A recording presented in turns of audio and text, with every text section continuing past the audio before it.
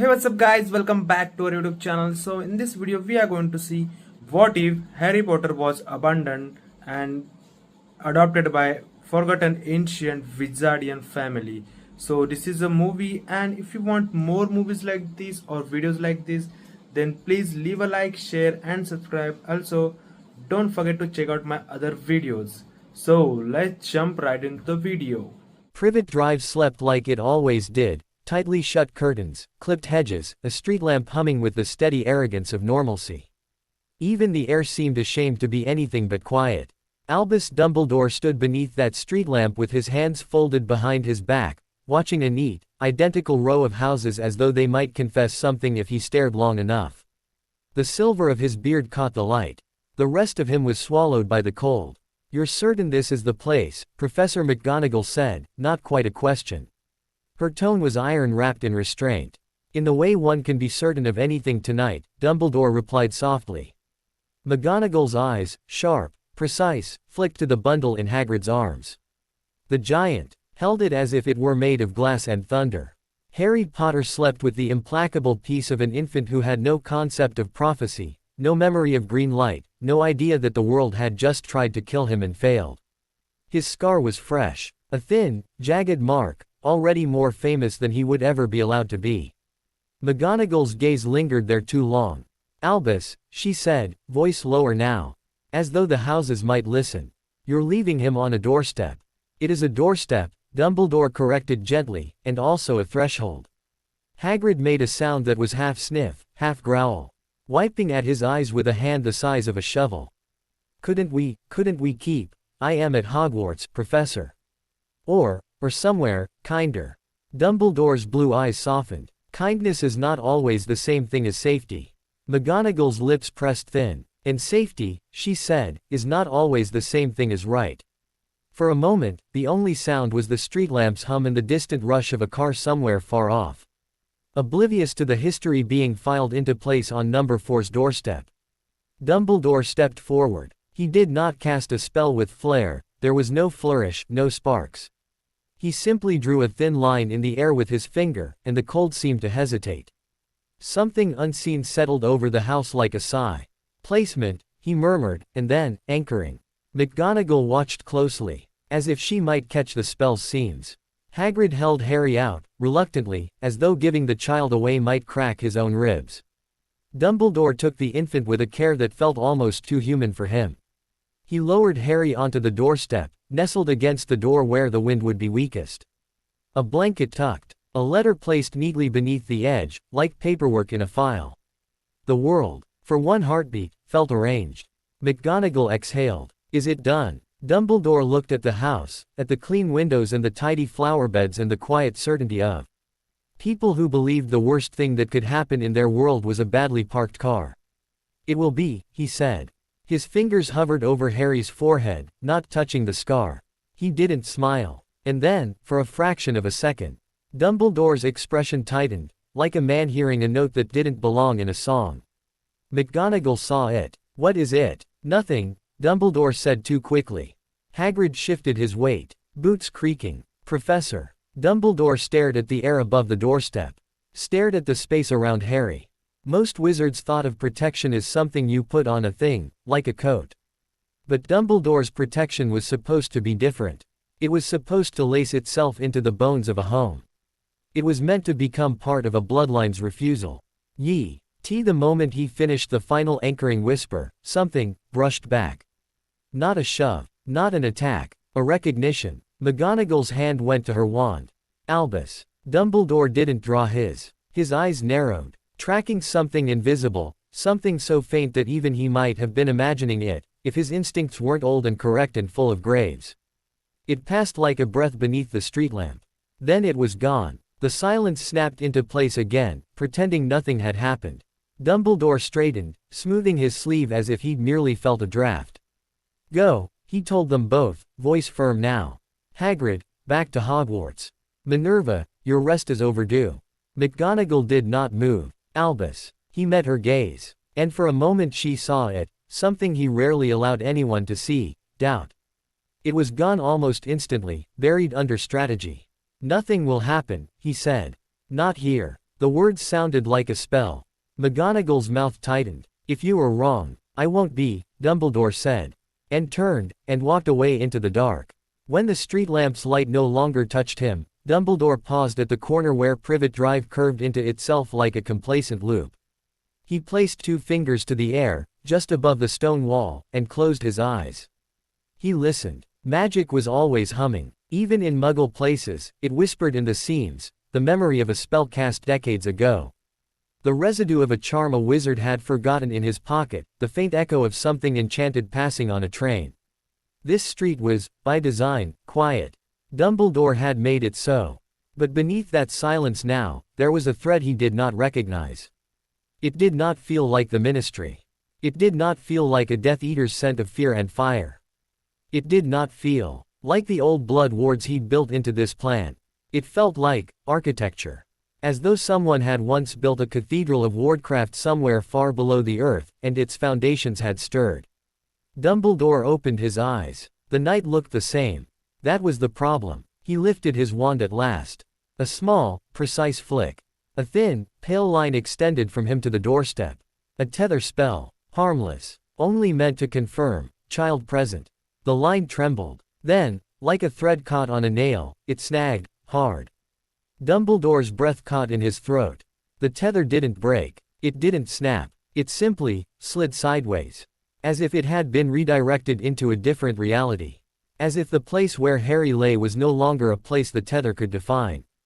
Dumbledore's hand tightened. A less careful wizard would have forced the connection. Would have poured power into it until it either held or shattered. Dumbledore did neither. Because forcing a spell that resisted like that wasn't resistance. That was a boundary. And boundaries had owners. He withdrew the tether with a controlled motion. The pale line recoiled into nothing. For a long moment, Dumbledore stood utterly still. Wind tugged at his robes. Somewhere, a dog barked at nothing. He turned back toward number 4. From where he stood, the doorstep was a small square of light at the end of the street. He could not see the bundle clearly. He could barely see the door. But he felt the ward pattern he'd laid. It was still there. And yet, Dumbledore's stomach sank with a cold, slow certainty. Something had brushed Harry. Not Voldemort. Voldemort was broken, scattered, half alive and howling in the spaces between. Not the Ministry. The Ministry didn't notice children until paperwork was involved.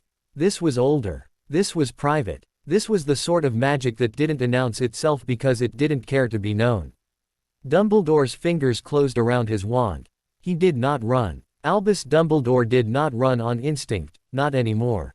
He walked back down the street with the steady pace of a man who knew that panic made mistakes, and mistakes got children killed. At number 4, the street lamp's hum sounded suddenly too loud.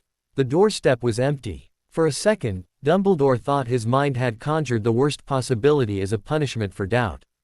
His eyes swept the ground. No blanket, no letter, no bundle, no infant, nothing. Even the air felt tidier, as if the scene had been cleaned. McGonagall's protests echoed in his memory, bitter and vindicated. Dumbledore knelt slowly. He touched the stone where Harry had been. There was no warmth, not even the faint residual heat of a living body. He lifted his hand and stared at his fingertips as though evidence might cling there. Then he did something he had not done in years. He spoke a name with intent. Harry. The name went out into the night like a call. Nothing answered. Dumbledore's jaw tightened. He lifted his wand again and cast a revealing charm, delicate as lace. Silver dust drifted and vanished. The spell returned information the way spells were meant to. It told him. A child had been placed here. The child had been removed. There was no sign of violence. There was no sign of struggle. There was no signature. No residue of familiar magic. No scorch. No splintered wards. No dark mark of crude enchantment. Instead, there was Sommet. Hing else, a pattern so subtle it was barely a pattern at all. Like the imprint of a seal pressed into wax and then peeled away without tearing. Dumbledore's eyes narrowed. He whispered a second spell, older, quieter. Meant to detect ownership. The air did not react. The street did not tremble. But the light above him flickered, once, twice, as if the street lamp itself hesitated to remain in this conversation. Then it steadied again. Dumbledore stood, very slowly. Somewhere far away, a clock chimed. Not midnight, not a dramatic hour. Just a muggle clock doing what it was built to do, count. Dumbledore stared at the empty doorstep. He could picture Harry perfectly, tiny, vulnerable, doomed by other people's decisions. He could also picture Voldemort, shapeless and furious, drawn toward the child like a starving thing. And now there was a third presence in the equation. A presence that had crossed Dumbledore's protection without breaking it. Not by force, by permission, or a kind of authority Dumbledore had not accounted for. He swallowed. His throat felt suddenly too small. Ancient, he murmured, almost unwillingly. The word tasted of forgotten books and old wars. His mind moved quickly, faster than grief, faster than fear.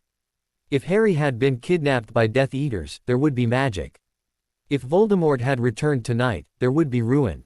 If the Ministry had interfered, there would be paperwork. But this was clean. Clean was never good. Clean meant prepared. Dumbledore lifted the letter he had left, because he had to check, even though he already knew. The letter was not there. No scrap. No torn corner. No residue of ink. Whatever had taken Harry had taken the entire moment. As if the night itself had been edited. Dumbledore's eyes went distant. There were families in Britain older than Hogwarts. Not many. Most had died, deluded, or been pulled into politics until their ancient ways became decorative. But there were stories. Whispers tucked in the margins of restricted texts.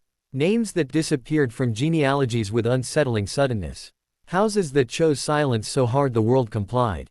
Dumbledore had always believed T.'s stories were exaggerations, like all stories, sharpened by time. He was no longer sure. He turned, robes whispering. The street looked the same. The houses slept the same. But Privet Drive now felt like a stage after the actors had left, empty, too neat, faintly wrong. Dumbledore walked to the edge of the driveway. He paused, eyes lifting to the dark sky. Very well, he said softly, to N01, and to whatever had been listening. Then he apparated with a sharp crack that the muggles would sleep through, because the world always slept through the things it shouldn't. Far away, far Bayo. The reach of Owlpost and Ministry trace and the casual arrogance of modern wizarding society, a ring of iron set into ancient stone warmed for the first time in decades. A manor that did not appear on maps inhaled. Wards the color of old ink slid into place. And in a room lit by candlelight that did not flicker, a cloaked figure carried an infant across a threshold that had not been crossed by outsiders since before the last Goblin Rebellion. Harry Potter stirred once, small fingers curling. A woman's voice, calm, cold, not unkind, spoke the first truth he would ever be taught. Names are doors, she said. And you, child, are a door the world has been trying to break. She stepped closer, and the candlelight caught her eyes, gray as winter glass. We will not let them. The room listened. The manor listened. The old magic, patient and exact, listened most of all. And somewhere, in the space between Harry's scar and the world's expectations, something unseen tightened like a knot. Not a curse. Not yet. A seal. Harry's first memory of the manor was not of faces. It was of sound. Not the loud, blunt sound of a world that didn't care who heard it. No clatter of pans, no barking televisions.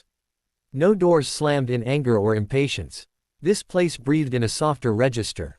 The candles didn't crackle. The stone didn't creak. Even the wind outside seemed to skim the windows instead of pressing its weight against them. Silence, but not empty. Silence that felt occupied. Harry blinked awake on sheets that smelled faintly of dried herbs and old parchment. He made a small, uncertain noise, the instinctive complaint of a baby whose world had changed again. The room answered him, not with a voice. No one cooed, no one rushed, no one called him sweet. But the air shifted. Almost like a hand smoothing the blanket. The candlelight leaned closer, brightening by a fraction, as though the room itself had decided he should be seen. A shadow fell across the bed. A woman stood at the bedside. Tall and perfectly still, dressed in dark fabric that didn't reflect the flame. Her hair was pinned back with a precision that suggested she had never once allowed herself to be messy. Not even when she was alone. Her face was pale, carved into calm. Her eyes were what held him. Gray, cold, clear, not cruel, just, certain. Harry stared up at her, mouth open, the Why babies did when they didn't know whether to cry or watch. The woman reached out. Her hand hovered just above his forehead. She didn't touch the scar. It was obvious, even to an infant, in the prim. ITIVE way fear and instinct shaped the world, that the scar mattered. That it was not simply a mark, but a thing. Something in the air tightened the closer her hand came, like invisible threads pulling taut. Do you feel that? The woman murmured. Her voice was soft, but it was not the soft of comfort. It was the soft of someone who understood that volume was an option, not a necessity. There As a second person in the room, Harry sensed the presence before he saw him. A man stepped into the edge of candlelight, younger than the woman, but similarly composed. His hands were stained faintly with ink or soot. His sleeves were rolled up, as if he'd been working with something messy and meaningful. The man looked at Harry like a craftsman looks at a material. Not affection. Assessment. It's threaded, he said quietly. For an anchor. Strong. Hungry. The woman's gaze did not move from Harry. And the child? Alive, the man replied. More alive than he should be, given what touched him. A pause. Then the woman finally spoke what mattered. We do not take strangers, she said, like a law.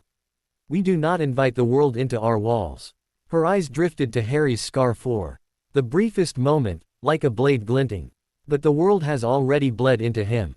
Harry's lips trembled. Something about the way she looked at the scar made his skin prickle. He began to fuss, a rising note of discomfort. The man stepped forward before the cry could become a scream. He held 2 fingers out, then slowly drew a small shape in the air above Harry's chest. No wand, no incantation, no dramatic display. A simple curve. A closing loop. Harry's fussing softened, not because he felt happy, but because something in him felt steadied. A boundary placed gently around his panic. The man withdrew his hand and exhaled. Like someone who'd set a fragile object down without shattering it. You see, the woman said. Even his fear is loud. The man's eyes flicked toward her. Loud things get found. Then we make him quieter, she replied. Harry didn't understand the words, but he understood the weight behind them. He stopped crying entirely, eyes wide, a baby suddenly too still. The woman leaned closer. And now her voice softened into something almost like a ritual. Names are doors, she said. And you, child, are a door the world has been trying to break. Harry blinked slowly. The candle flame dipped, then steadied. And this is the first truth you will learn, she continued, eyes unwavering. You will not let them. The man looked down at Harry with an unreadable expression. He did not contradict her. But his hand, at his side, flexed once, subtle, tense. A quiet disagreement, held back. The woman straightened and finally turned away.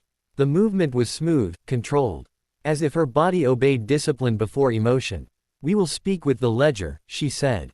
If the world has forgotten us, then we will decide what it is allowed to remember.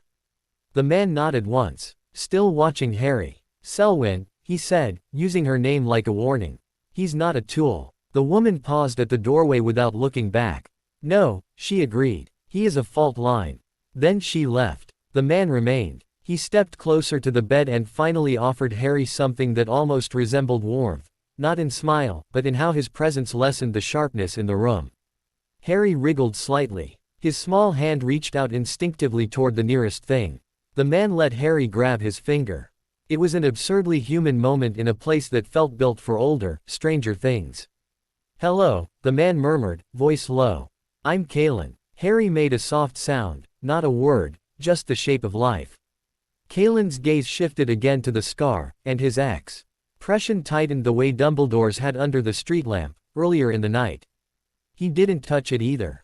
Smart. Someone tried to stitch you into a story, Kalen whispered. But stories can be edited. A shiver ran through the candle flame. Kalen lifted his free hand, palm up. The air above it shimmered faintly, and a thin, pale line appeared, like a thread of moonlight. It didn't glow like a spell at Hogwarts. It looked older, tired, patient. He brought the thread slowly toward Harry's scar. Harry's body stiffened. His little fist tightened around Kalen's finger. The thread didn't touch. It stopped a finger's width away and trembled, vibrating like a string pulled too tight. Harry's scar pulsed, not painfully, yet, but as if it recognized prey. Kalen withdrew the thread immediately. It vanished. He exhaled again, slow, controlled. Too early, he said to himself. Too hungry. Harry released Kaelin's finger and started to fuss again, quietly this time, a soft whine like a kettle left too long. Kaelin leaned in and spoke gently, as if speaking to the room as much as to the child. Easy, he murmured. Not tonight. He did not cast a lullaby charm. He didn't even touch Harry. Instead, he reached into his pocket and pulled out something small, a strip of parchment, darkened at the edges, covered in tiny writing that looked like it had been pressed into the fibers rather than inked. He placed it beneath the pillow, not like a talisman, but like a key in the right lock. Harry's fussing faded. His eyes fluttered. Sleep returned, not gentle, but enforced by careful boundaries. Kaelin watched until Harry's breathing steadied. Then he straightened and turned toward the doorway, where the hall beyond waited like an old throat-swallowing sound. House Vale did not look like other manors. It wasn't ornate. It didn't boast. It didn't display wealth with glittering chandeliers or decorative staircases.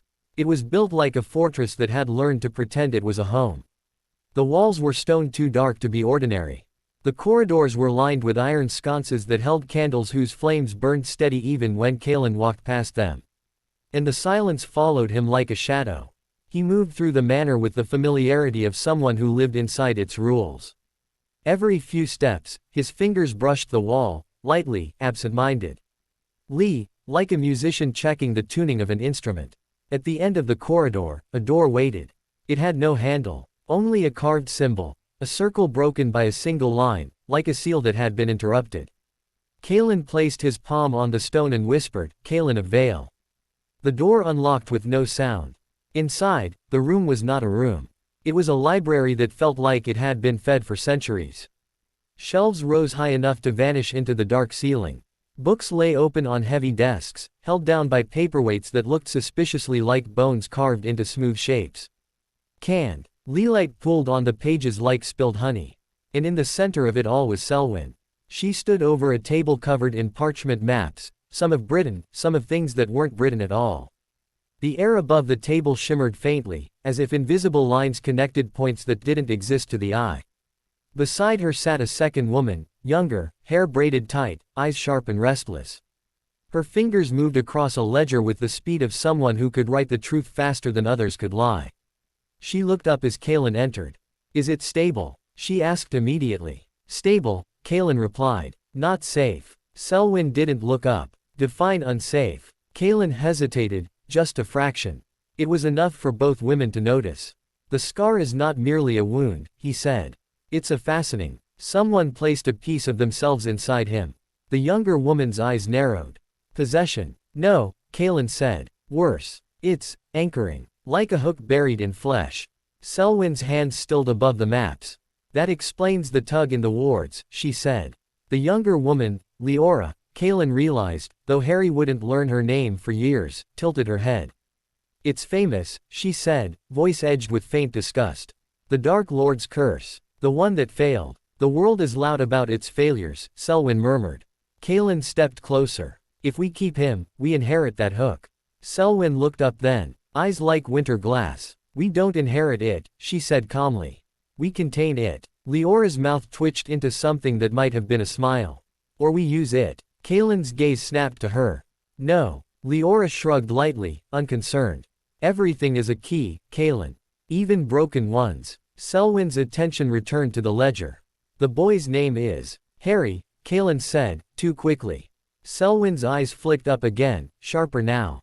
"Do not speak names casually." Kaelin swallowed. He lowered his voice. "The child's name is Harry Potter." The moment he said it, the candles in the room dimmed by a fraction, as if the air itself had inhaled. The ledger on the table, old parchment that looked older than the ink on it, shifted. Not physically, but the sense of it changed. Like a book that had been waiting for a particular word. Leora's pen stopped mid-scratch. Selwyn's fingers moved across the page slowly, almost reverently.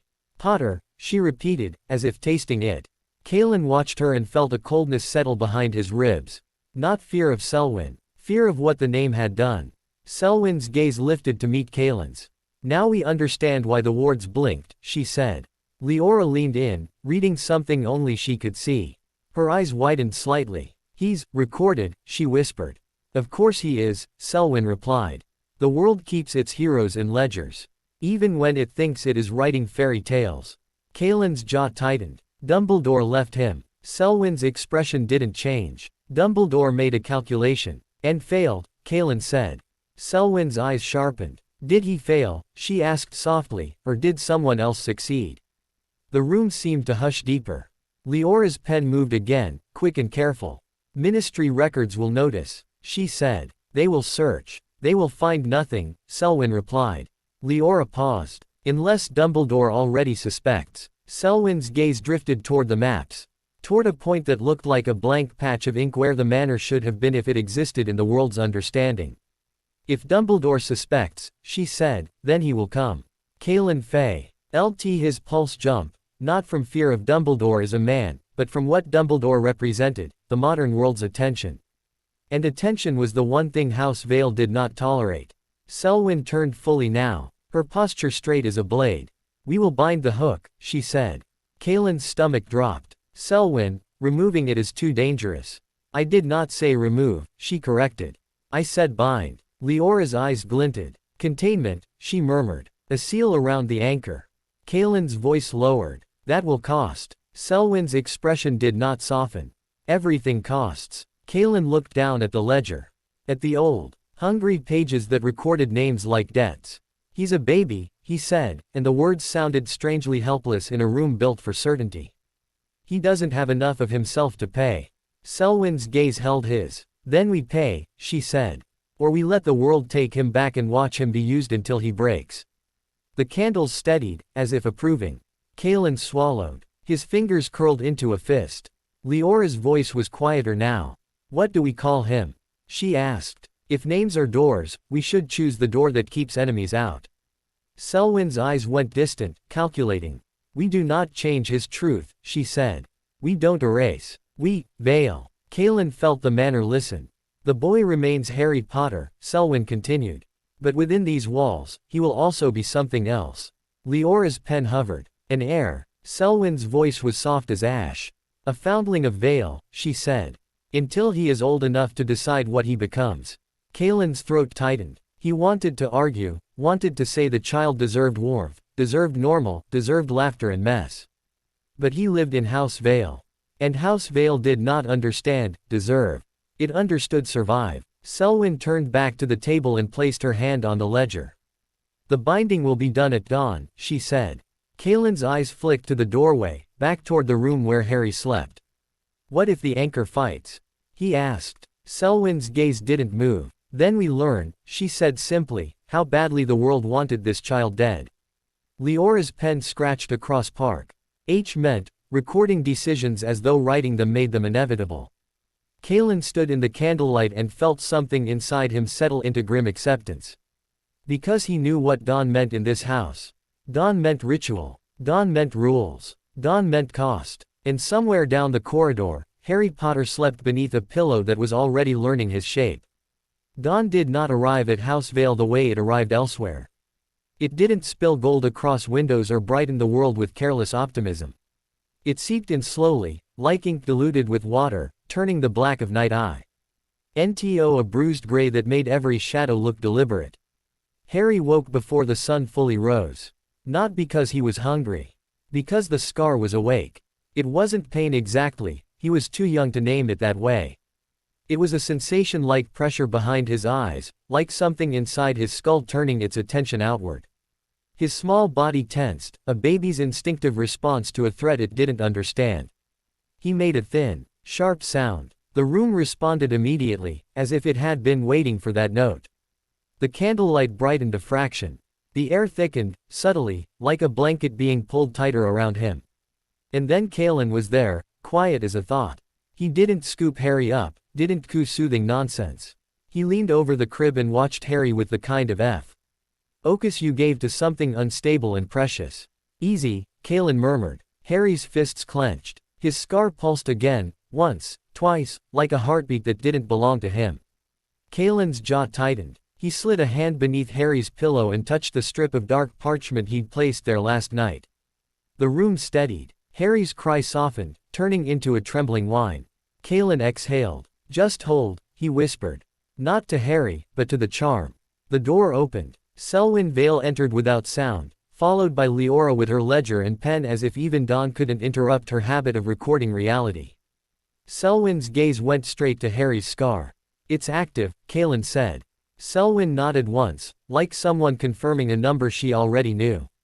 "Then we proceed." Iora's eyes flicked over Harry with swift appraisal, baby, small, fragile, and then lingered on the scar with something colder. "It recognizes the hour," she said softly.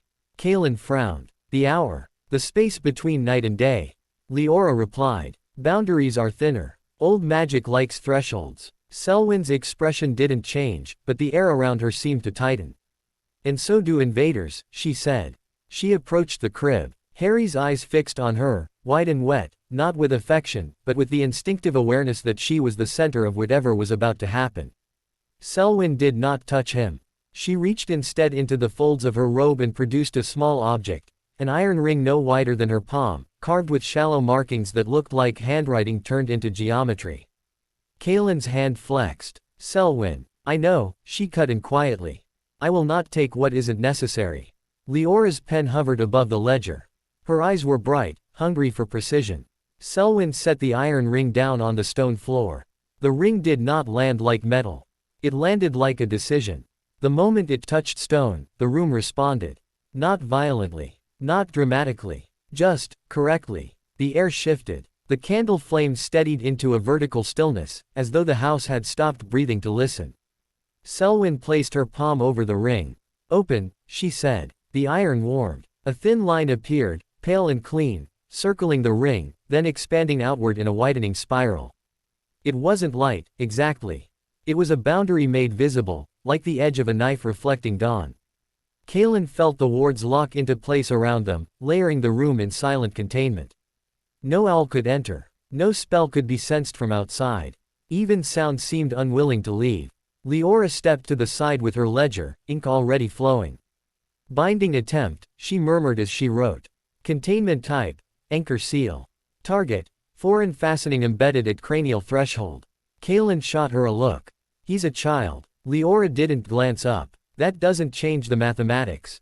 Selwyn's gaze remained on Harry. "Bring him," she said. Kaelin hesitated, just long enough for Harry's scar to pulse again, sharp and urgent. Harry whimpered. That decided him. Kaelin lifted Harry carefully and carried him into the spiral circle. The air felt denser inside it, like stepping into deep water. Harry squirmed once, then went oddly still, as though his body sensed that resistance wouldn't change what was happening. Selwyn knelt opposite Kaelin, her face level with Harry's. "You are not being punished," she said softly, as if speaking truth mattered even to infants. "You are being preserved." Harry's lips trembled. His eyes tracked her mouth. The motion of words he couldn't grasp. Selwyn's fingers hovered over his scar again. This time, the air pushed back. Not against her hand. Against her intent. A pressure built, subtle but unstoppable, like something inside Harry recognized threat and leaned toward it. The scar pulsed. The candle flames shuddered. Kaelin's stomach tightened. "It's reacting to you." Selwyn's eyes narrowed. "No," she corrected. "It's reacting to authority." Leora's pen scratched faster. Foreign anchor exhibits predatory response to containment conditions. Selwyn lowered her hand slowly until the tip of her finger nearly touched the scar. The air snapped. A whisper, so faint it might have been imagined, slithered through the circle. Not a voice with words. A voice with hunger. Harry's body jerked, a sudden startle. And his eyes, flashed briefly with something that wasn't infant confusion. For a split second, they looked older. Colder. Kaelin went rigid. Selwyn did not flinch. She placed her finger on the scar. And the world tightened around them. The iron ring beneath the circle hummed, so low it was felt in the bones rather than heard. The spiral lines brightened, then sank into the stone like ink soaking into paper. Selwyn's voice dropped into a cadence that wasn't spellwork in the Hogwarts sense, no Latin, no theatrical incantation. This was older, naming and rule-making. "By threshold and blood," she whispered. "By ward and word. By house that remembers." The air trembled. Harry's scar burned hot enough that Kaelin felt it through the space between them. Harry let out a thin cry, sharp, wounded, not from pain alone, but from something inside him being grabbed by the scruff of the neck. Selwyn's finger remained steady. Anchor, she said, voice like iron. You do not belong. The whisper in the air thickened, like breath against glass. The candle flames bent inward. And then, a flash, not green light, not Avada Kedavra, a memory, ripped open like a page. A woman's scream, a man's shout, a nursery, a laughing infant being lifted into the air. A face, soft, bright eyes, hair like wildfire. Harry's body arched suddenly, a baby's spine curving. Mouth open in a sound that was too raw to be ordinary crying. Kaelin sucked in a breath. Because Harry was seeing it. Not imagining, remembering, not with a mind, with magic. The scar pulsed, violently. Like it was trying to drink the memory and pull it into itself. Selwyn's voice sharpened. Contain. The spiral lines flared. Kaelin reacted instantly, reaching out. With his free hand to press 2 fingers against the iron ring at the edge of the circle. Close, he whispered. The ring answered him. The spiral tightened. The air grew heavy, compressing the moment like a fist closing. Harry's cry hit a peak and broke into a shaking gasp. Selwyn did not lift her finger. Not here, she told the anchor, as though speaking to a living thing. Not ours. Leora's voice cut through. Calm and merciless, the anchor is feeding on a memory thread. Selwyn's eyes flicked toward her. Then we sever the thread.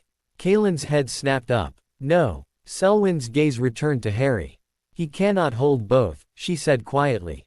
Not at this age. Not with that hook embedded. Harry's eyes rolled slightly, unfocused. Tears spilled from the corners, silent and constant.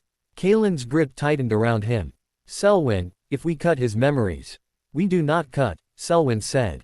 We pay. Her hand slid from Harry's scar to his temple, gentle now, almost tender. The contrast was worse than cruelty. You will lose something, she murmured, as if apologizing to a baby who couldn't understand. But you will live. Harry's breath hitched. Selwyn's fingers pressed lightly, and her voice dropped into the deeper register of House Vale's oldest rule. A binding is a lock, she said. A lock requires a key. The spiral lines around them began to shift, nging themselves as if written by an invisible hand. Selwyn closed her eyes. And then she spoke again, not to the anchor, not to the house. To Harry. Offer, she whispered. The word struck the air like a bell. Harry's body trembled. A memory surged again. Warm hands, a woman's laugh, a man's voice speaking his name like it was a promise. For a heartbeat, the room filled with that warmth. And the anchor lunged for it. Selwyn moved faster than thought. She caught the memory thread with her magic, not grabbing it like an object, but wrapping it in structure, twisting it into a tight, precise knot. The warmth tore away. Harry's cry stopped mid-sound. His eyes went wide, empty, not lifeless, just suddenly, blank, like a page scraped clean. Kaelin felt his heart drop. Selwyn's voice remained steady. Seal. The iron ring flared hot. The spiral lines collapsed inward, narrowing until they converged on Harry's scar in a single point. A thin, dark mark appeared on the scar, almost invisible, like ink pressed into skin. And then the room released its breath. The candles flickered again like ordinary flame. The air loosened. The pressure vanished. Harry slumped against Kaelin's arm, trembling but quiet. The scar no longer pulsed. It sat, still, not gone, not healed, contained. Leora's pen scratched across the ledger without pause. Containment successful. Cost recorded. Memory thread, maternal and paternal facial imprint. Kaelin's voice came out hoarse. You took his parents' faces. Selwyn opened her eyes. Something in them looked older now. Not regret exactly. Not satisfaction. Just the stillness of a person who had made a choice and would carry it without flinching. I took the anchor's meal away, she said softly. And used it to lock its mouth. Kaelin stared down at Harry. The baby blinked slowly, sleep heavy, but when his eyes turned up toward Kaelin there was something wrong in the softness of them, like the warmth had been scooped out and replaced with quiet. A baby should have reached. Harry didn't. He simply watched. Kaelin swallowed hard. What will he remember? Selwyn's gaze lingered on Harry's scar. He will remember what we allow him to build, she said, not what the world tried to use against him. Leora looked up from the ledger for the first time, eyes gleaming. He's clean now, she said. Safer. Kaelin's head snapped toward her. He's not a parchment. Leora's mouth twitched. Everyone is, eventually. Selwyn rose smoothly to her feet. The ritual circle faded, the spiral lines sinking CK into the stone as if they had never existed. But Kaelin could still feel the structure, like a new wall built inside Harry's skin. Selwyn adjusted her sleeve. Keep him close today, she instructed. The anchor will test the seal. It will push. It will probe. And if it breaks? Kaelin asked. Selwyn's eyes sharpened. Then we bind again, she said. With a harsher lock. Kaelin's arms tightened around Harry protectively. No. Selwyn looked at him, calm and unyielding. You want softness, she said, voice quiet enough to be almost kind. I want survival. She stepped toward the doorway, then paused. Oh, she added, as if remembering a detail that mattered. Dumbledore will search. Kaelin's stomach clenched. Selwyn's gaze remained distant, already calculating the next layer of concealment. And now, she said, he will find nothing at all. She left the room, her footsteps swallowed by the manor-like secrets. Kaelin stood alone in the aftermath, holding Harry Potter, boy who lived. Child with a sealed monster in his scar. Harry's eyelids fluttered. He yawned, small and fragile. And as he drifted toward sleep, his face softened into something almost peaceful.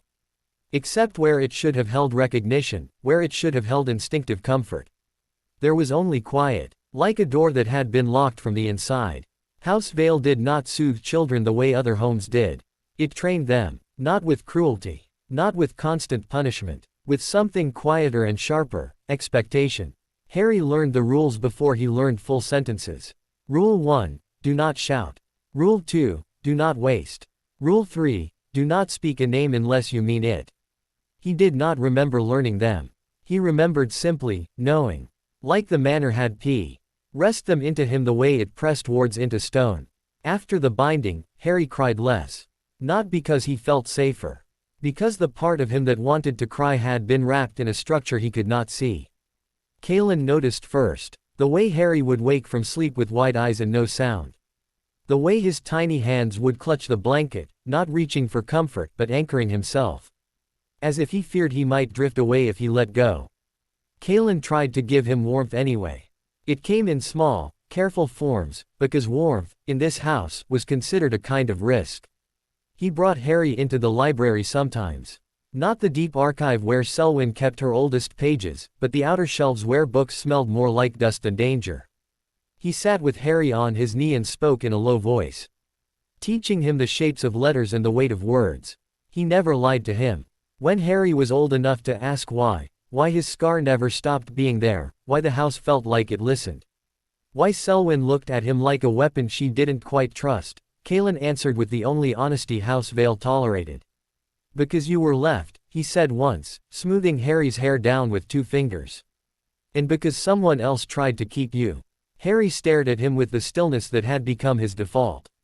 Who? Harry asked, the word small, his voice careful as though speaking too loudly might crack something. Kaelin's eyes flicked, briefly, toward the scar. Someone who doesn't deserve your name, he replied. Harry nodded like that made sense. Because in House Vale, not being named was the same as not being allowed to exist. Selwyn did not play with children. She did not cradle Harry or call him sweet. She did not offer affection in soft tones or gentle nonsense. But she did something else, something more telling. She included him, not as a guest, not as a pet, not even as a ward. As a fact, when Harry was 3, Selwyn brought him in. To the ward hall, a circular chamber of dark stone where the floor was carved with patterns that made Harry's eyes ache if he stared too long. You will stand here, Selwyn told him, placing him on a specific tile. You will not step off it unless you are told. Harry looked down at his feet. The tile felt warmer than the others, like the stone remembered hands.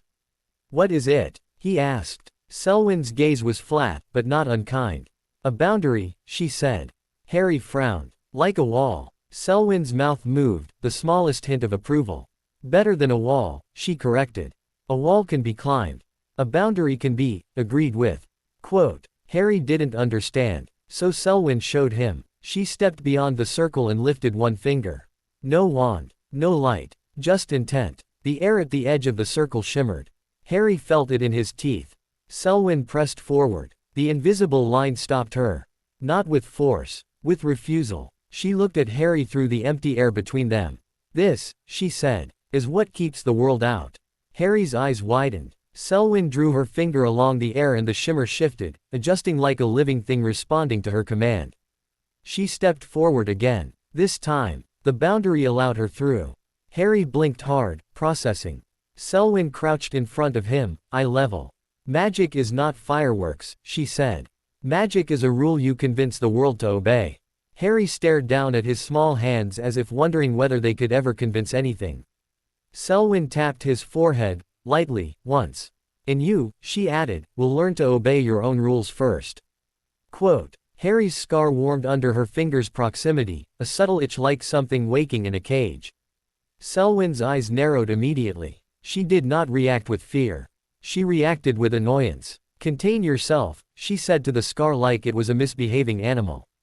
The warmth faded. Harry swallowed. He didn't know why, but he felt a strange satisfaction in that moment, something inside him pleased by the idea that even the thing in his scar could be ordered. Leora taught Harry differently. Where Selwyn was rule and Kalin was restraint, Leora was language. She sat Harry at a desk long before he wanted to sit and placed parchment in front of him like a challenge. You can draw, she told him. So draw properly. Harry frowned at the feather quill. It's messy. Leora's eyes gleamed. Everything is messy until it becomes precise, she replied. Now, lines. No curves. Curves lie. Harry scowled, his rare expression of defiance, and dragged the quill across the page. The ink blotted. Leora's face remained unmoved. Again. He tried again. Blot. Again. By the 10th attempt, Harry's hand ached. His eyes stung with stubborn tears he refused to let fall. He pressed the quill down and drew a line that was almost straight. Leora leaned in, examining it like it mattered. It's acceptable, she said. Harry stared at her. That's it. Leora's mouth twitched. You want praise? She asked, tone faintly amused. Go find a dog. Harry's face tightened. I want to be good. Leora paused. Something in her expression shifted, so subtle Harry almost missed it. Then learn this, she said softly. Good is not a feeling. Good is a standard. She tapped the page. Again. And Harry did it again. Because in House Vale, Ove was rarely spoken, but standards were offered like inheritance. As Harry grew, the manor revealed itself in layers. Doors that weren't doors. Corridors that ended in walls unless spoken to correctly. Windows that showed fog unless you stood at the right angle and spoke the right phrase. At 5, Harry discovered that the house sometimes changed when he wasn't looking. Not in a dramatic way. Not like moving staircases. In a way that felt intentional. A hallway would be shorter than he remembered. A shadow would fall in a different direction. A candle would be placed half an inch to the left. At first, Harry thought he was imagining it. Then one morning, he walked past a mirror that wasn't there yesterday. It was tall and narrow, framed in iron etched with symbols that made Harry's scar itch as he approached. The glass was dark, not reflective, like water at midnight. Harry stopped. He stared into it. The mirror did not show his face. It showed a blurred shape behind him, too tall to be a child. Too thin to be an adult. Harry's breath caught. He turned around. Nothing. He turned back. The blur was closer. Harry's scar warmed. Not painfully. Not enough to make him cry. Enough to remind him something lived behind that seal, patient and listening. A whisper slid across the edge of his hearing. Not words. A pull. Harry raised his hand toward the mirror, trembling. A small voice in him, his own, said, don't. Another voice, older, hungrier, said, yes. Harry's fingers hovered an inch from the glass. And then Kalen's hand closed around his wrist. Not harsh. Just immediate. Final. Harry flinched. Kalen stared at the mirror, jaw tight. Step back, he said. Harry obeyed automatically, because Kalen's voice carried authority without cruelty. The mirror's darkness seemed to deepen, like it disliked being interrupted. Kalen drew a quick symbol in the air, a tight knot shape Harry recognized from Leora's pages. The mirror shuddered, just once, and the glass cleared into an ordinary reflection. Harry saw himself at last. A pale child with messy black hair and eyes that didn't quite look like a child's eyes anymore. He looked, prepared. He looked, watched. Harry swallowed. What was that? Kalen didn't answer at first. He guided Harry away from the mirror with a gentle pressure at the shoulder, like moving him away from a cliff edge. When they were far enough that the scar stopped itching, Kalen crouched down to Harry's height. That, Kalen said carefully, was a listening surface. Harry frowned. Like spying. Kalen's mouth tightened. Like temptation. Harry stared. The thing in my scar. Kalen's eyes flicked to the lightning mark. It doesn't sleep, he said. It waits. It learns you. It learns what you want. Harry's hands curled into fists. I don't want it. Kalen's gaze softened, just a fraction. No, he agreed. But it will still offer you things. What things? Harry whispered. Kalen held his gaze. Power without cost, he said. Answers without effort. Comfort that isn't real. Harry swallowed hard. And if I take it? Kalen's voice lowered. Then the seal will not be a cage, he said. It will be a door you open from the inside. Harry's throat tightened. Can you take it out? Kalen looked away for half a second, long enough for Harry to feel the truth. Not yet, Kalen admitted. Not safely. Harry's eyes burned. So I just live with it. Kalen looked back at him. You live, he corrected. And you learn. And one day, you decide what it's allowed to be. Harry stared at the floor, breath shallow. Then, very quietly, he asked, did my parents live with something like this? Kalen froze. The question was innocent. The wound behind it was not. Kalen's hand hovered near Harry's hair. Wanting to soothe, wanting to offer something the binding had stolen. But he couldn't give Harry faces he didn't remember. He could only give him truth. No, Kalen said softly. They didn't. But they fought for you anyway. Harry lifted his head, eyes sharp. Then I'll fight too. Kalen's expression tightened with something like pride, quick, restrained. That, he said, is the right kind of vow. The first time Harry sensed the outside world was not through a window. It was through the wards. It happened on a day that felt ordinary, if anything in House Vale could be called ordinary.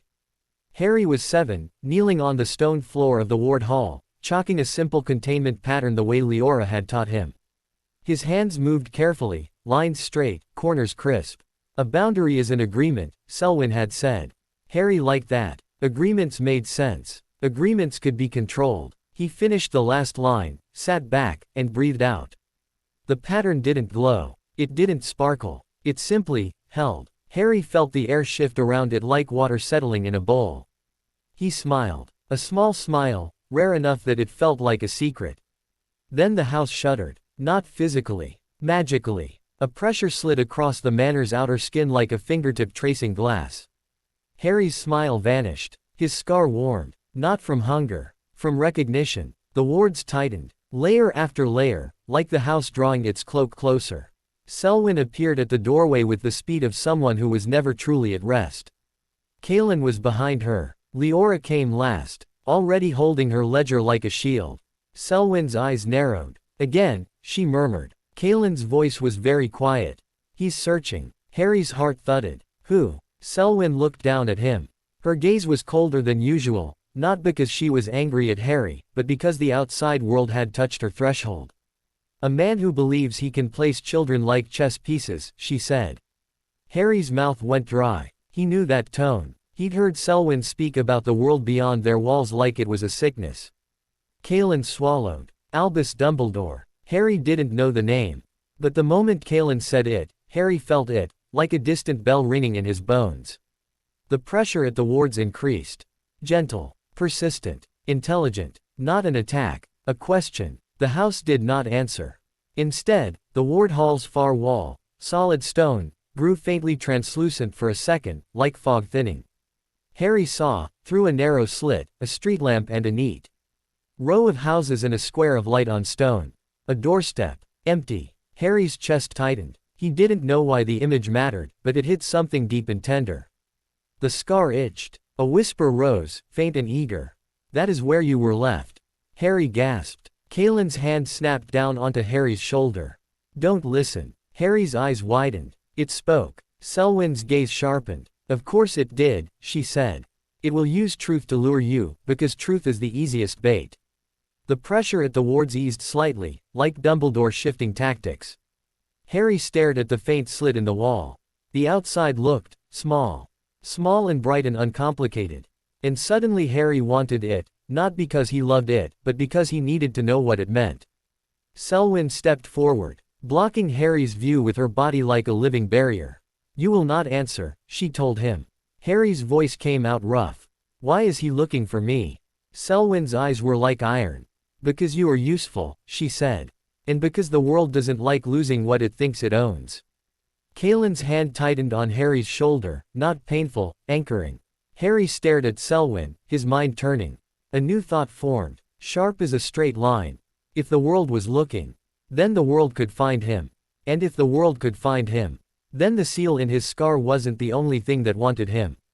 The manor's wards tightened again, deeper this time, until the translucent slit vanished and the wall became stone, unyielding and blind. The pressure outside faded, not gone, just postponed. Selwyn's voice was quiet as she looked down at Harry. "Remember this," she said.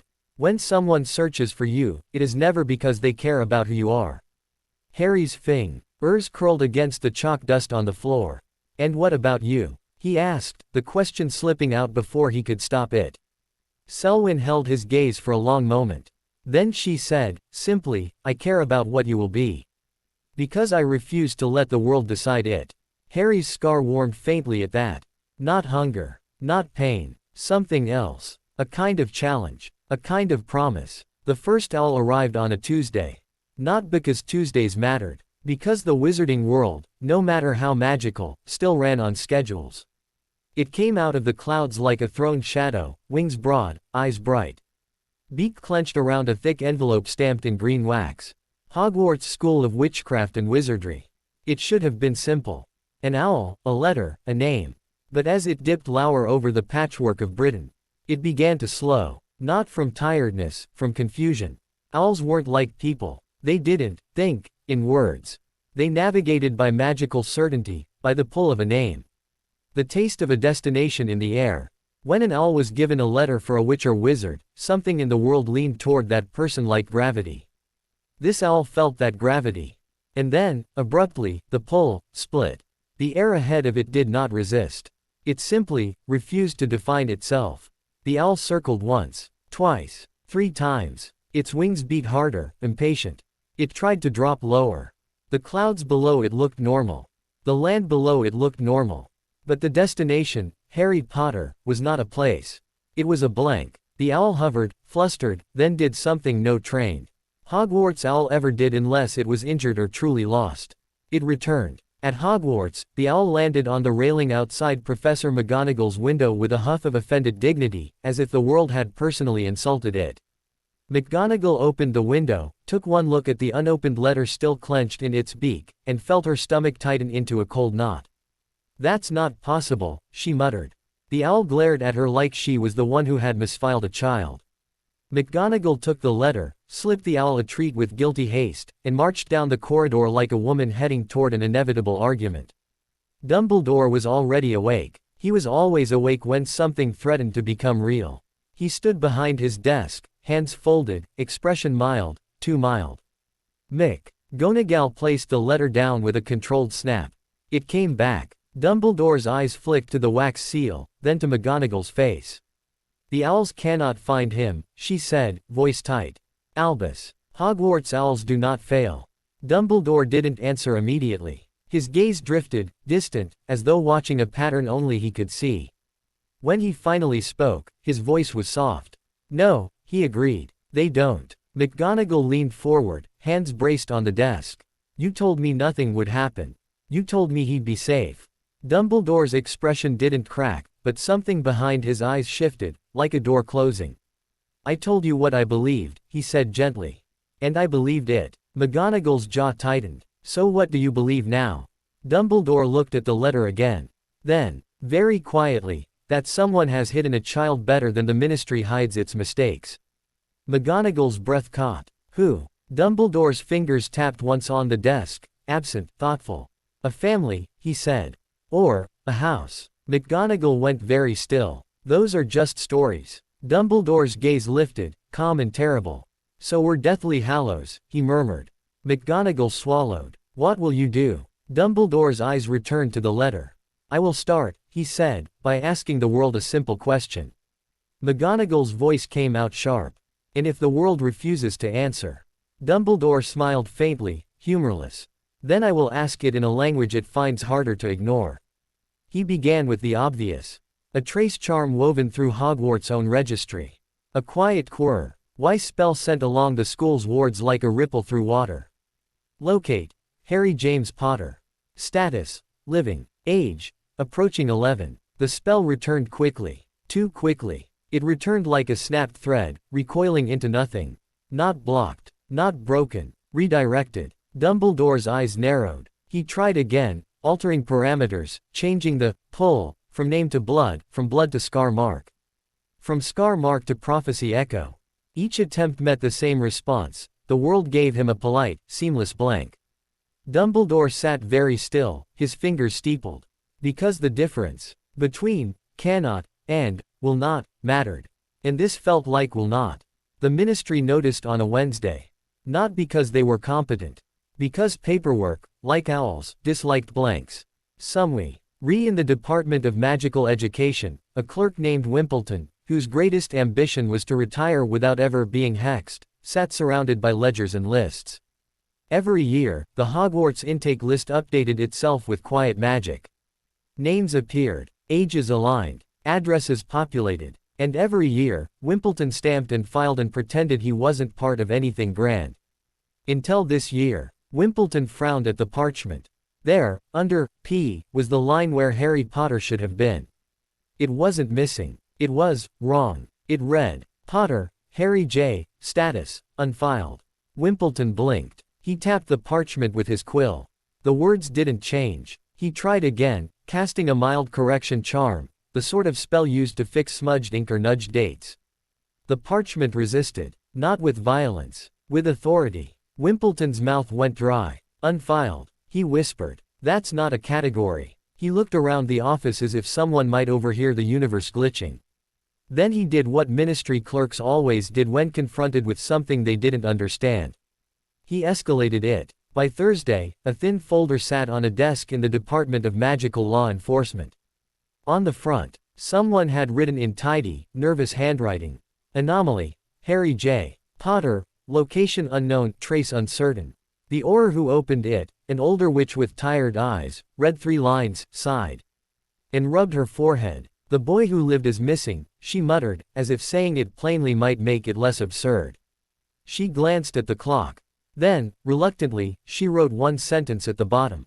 Notify. Headmaster Dumbledore. The quill hesitated, like it disliked the thought of involving him.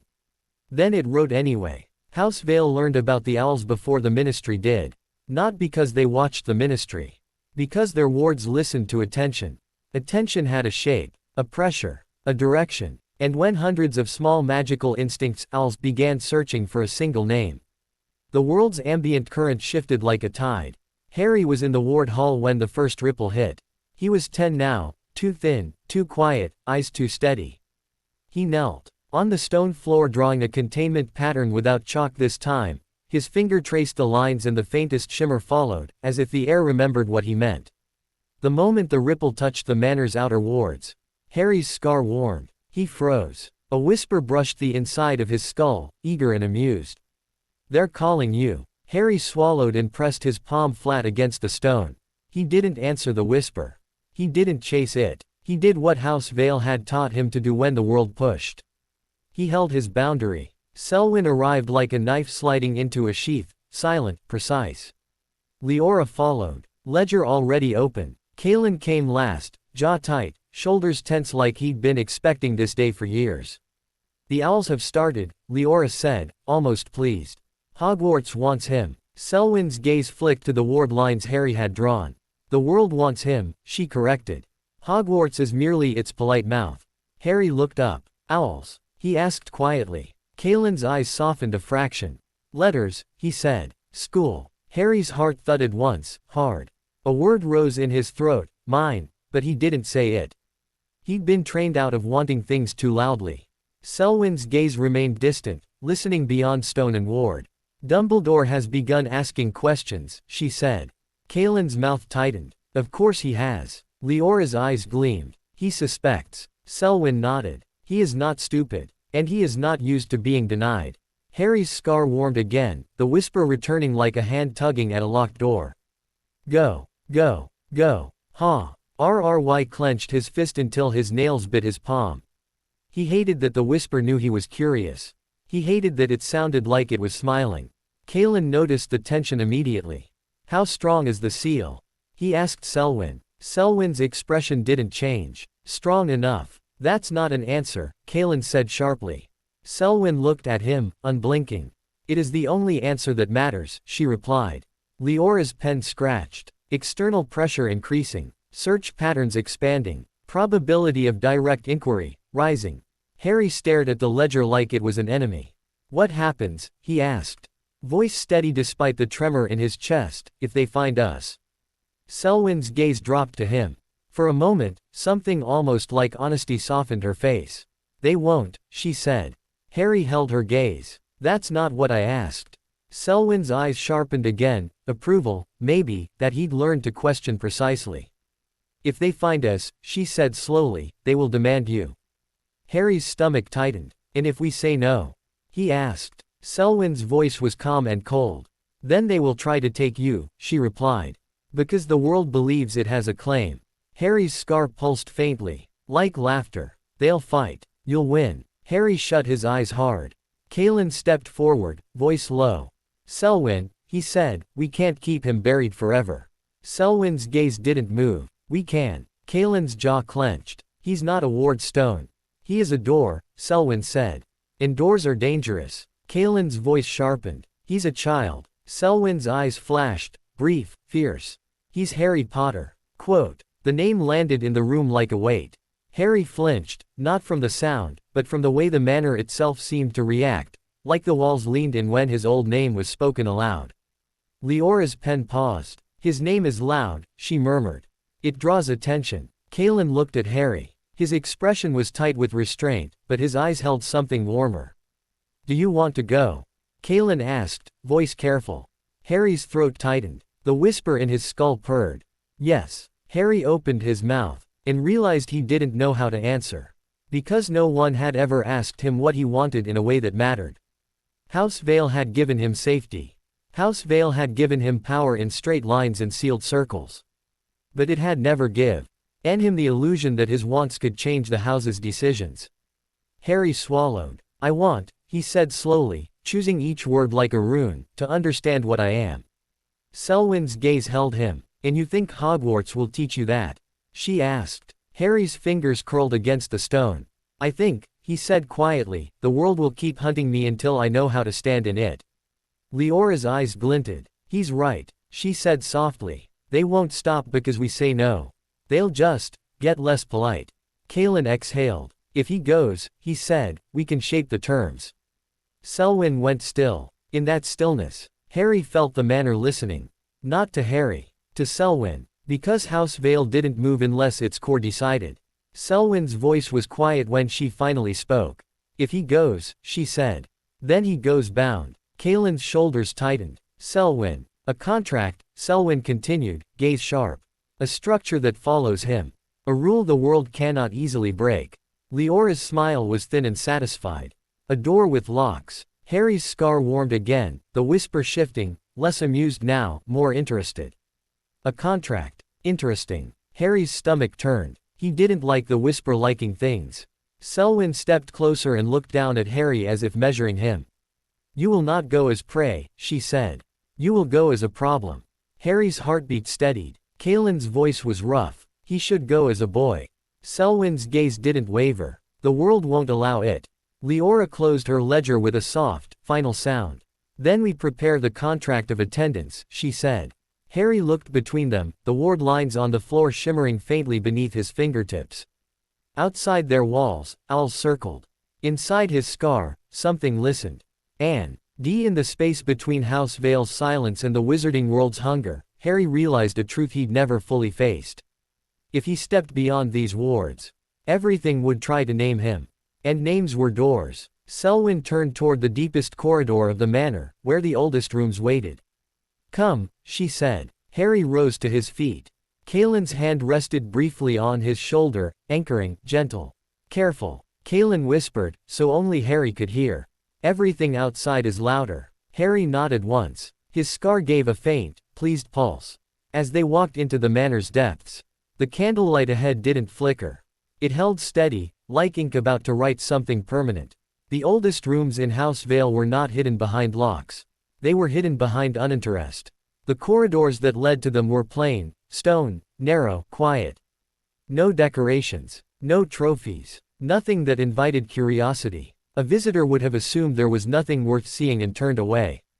That was the point. Harry followed Selwyn down those corridors with Callan close behind, his presence a steady warmth at Harry's back.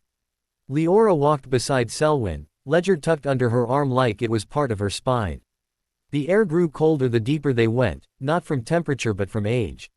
The manor's magic thickened, layered, as if every step took them further from modern time. At the end of the last corridor waited a door. Like the one to the archive, it had no handle. Unlike the archive, it had words carved into the stone, not a symbol. A sentence. Say only what you will live with. Harry stared at it. His scar itched faintly, as if something behind the seal enjoyed the warning. Leora touched the stone with 2 fingers. Leora of Vale, she said. The door did not open. Leora's eyes narrowed slightly. Selwyn placed her palm on the stone. Selwyn of Vale, she said. The door remained shut. Harry's throat tightened. Callan's jaw clenched. It wants the third, he murmured. Selwyn looked down at Harry. It wants the subject. Harry swallowed. Me. Selwyn's gaze was steady. You are the reason we're here, she said. Harry stared at the carved sentence again. Say only what you will live with. He stepped forward until he stood before the door. The stone felt like it was watching him. Harry's voice came out quiet. Harry. Selwyn's gaze sharpened. No. Harry froze. You don't spend that name here, Selwyn said softly, as if explaining a basic law. Not in this room. Not yet. Harry's stomach dropped. Then what do I say? Selwyn's eyes held his. Say what we have made you, she replied. And accept the cost. Harry's scar warmed. A whisper curled through his mind, sly and coaxing. Say it. Become it. Harry clenched his fists. He hated the whisper. But he also hated how it knew he was standing at the edge of something that would change him. Callan's voice was low behind him. You don't have to rush, he said. As if time could soften the door's demand. Selwyn's tone was calm. The world is already rushing, she answered. Harry took a slow breath. He remembered Selwyn's first truth. Names are doors. And he remembered Callan's warning. If you open it from the inside, it becomes yours. Harry lifted his chin. I am, he said carefully, choosing each word like a rune, the foundling of Vale. The stone shivered. Not violently. Like an old lock recognizing the right key. The door opened without a sound, revealing a room that did not feel like a room at all. It felt like a mouth. The chamber was circular, wide, and impossibly deep, as if the manor had swallowed a slice of underground cavern and shaped it into purpose. The walls were lined with iron rings set into stone at regular intervals. Each ring engraved with tiny markings that made Harry's eyes blur if he stared too long. The floor was black slate, polished until it reflected candlelight like dark water. In the center of the room stood a table. Not wood, not stone, bone-white marble, veined with silver, shaped into a flat slab supported by pillars carved with script. On the slab lay a single sheet of parchment. It looked ordinary. That was the lie. Harry could feel it. The parchment was heavy, as if it had weight beyond paper. Like it had been made from the idea of paper, perfected into something that could carry oaths without tearing. Leora stepped forward and opened her ledger. Contract of attendance, she said briskly, almost reverently. Recorded format, Vale Standard. Enforcement, Household Anchor, Subject Anchor. Name weight clause. Harry stared at the parchment. That's, for me. Selwyn's voice was quiet. It follows you, she said. It protects you. It binds you. Callan's mouth tightened. And if it binds too tightly. Quote. Selwyn didn't look at him. Then he will learn what the world would have done without it. Callan's eyes flashed. That's not. Selwyn cut him off with a glance sharp enough to silence. This is not comfort, she said. This is survival. Harry swallowed. He stepped toward the slab. The closer he got, the more his scar warmed, like a restrained animal sensing something important. The whisper returned, quieter now, curious rather than amused. A contract is a cage with nice handwriting. Harry's stomach turned. He didn't need the whisper's commentary to feel the truth of it. Selwyn gestured. "Read," she said. Harry looked at her. "I can read." Selwyn's gaze was unyielding. "Read out loud." Harry's throat tightened. Out loud in this room felt different. Sound seemed to have edges. He took a breath and looked down at the parchment. The first line wasn't, "I, Harry Potter." It wasn't, "I, heir of Vale," either. It read, "The S-U-B-J-E-C-T whose name is loud shall be veiled." Harry blinked. Leora's pen scratched. Clause 1. Vale name established, she murmured. Harry's eyes moved to the next line. The subject shall not speak the manor's location to any outsider. In word, thought, or intent. Harry's mouth went dry. In thought. Selwyn's gaze sharpened. Legilimency exists, she said simply. So does torture. So does betrayal by accident. Harry's scar warmed faintly, as if it enjoyed the reminder that minds could be broken. Kaelin's voice was low. "Selwyn." Selwyn didn't look at him. "Continue." Harry forced himself to read on. "The subject shall not swear blood oaths with any WHO or not of Vale or bound by Vale consent.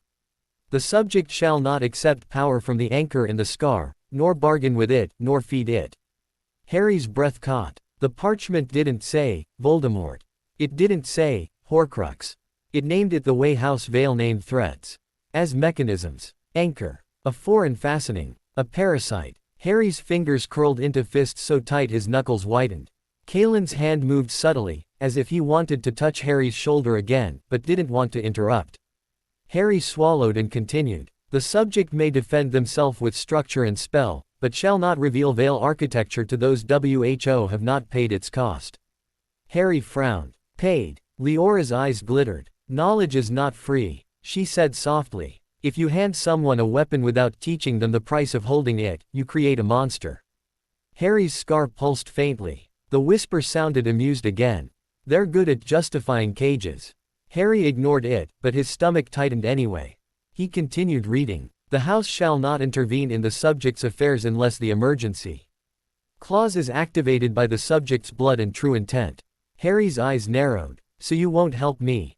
Kaelin flinched. Selwyn's gaze held Harry's. "We will not make you helpless," she corrected.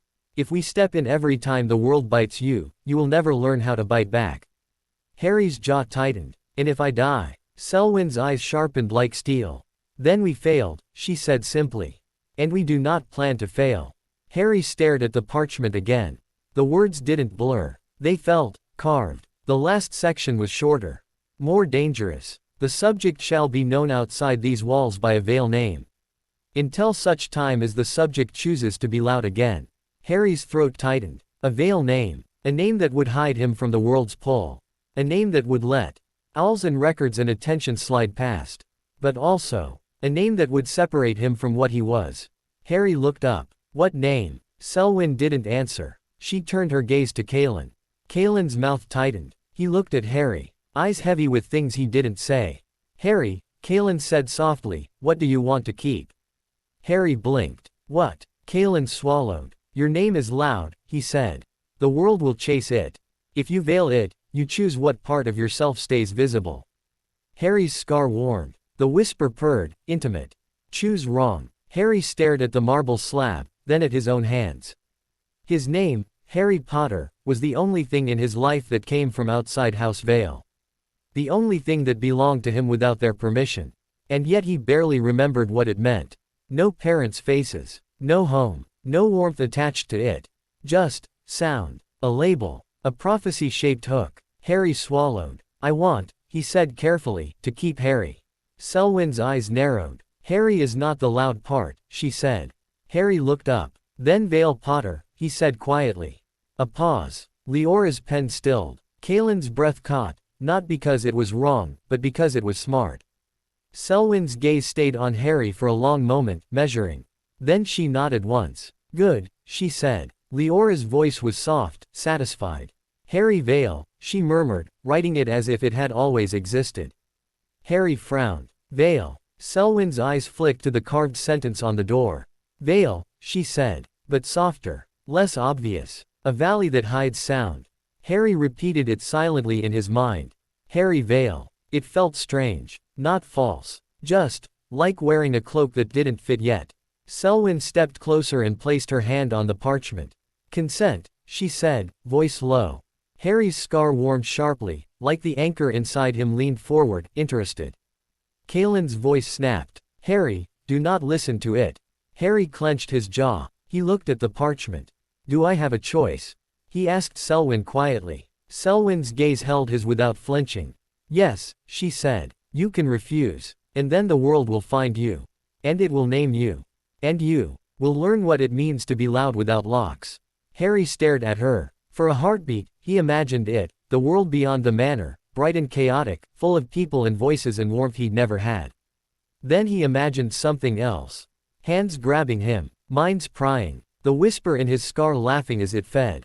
Harry swallowed. I consent, he said. The moment the words left his mouth, the chamber reacted.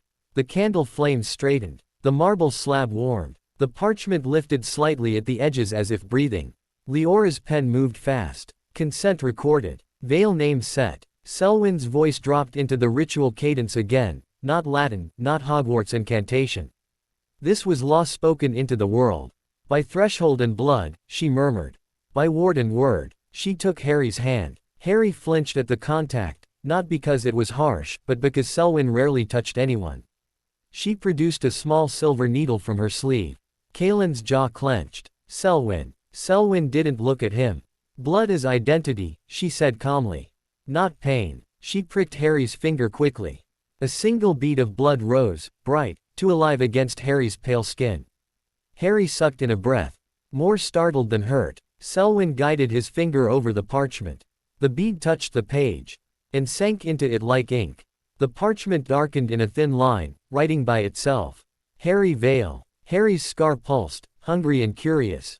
The whisper murmured, sign it, sign your cage. Harry's stomach churned, but he forced his mind to stay on one thought.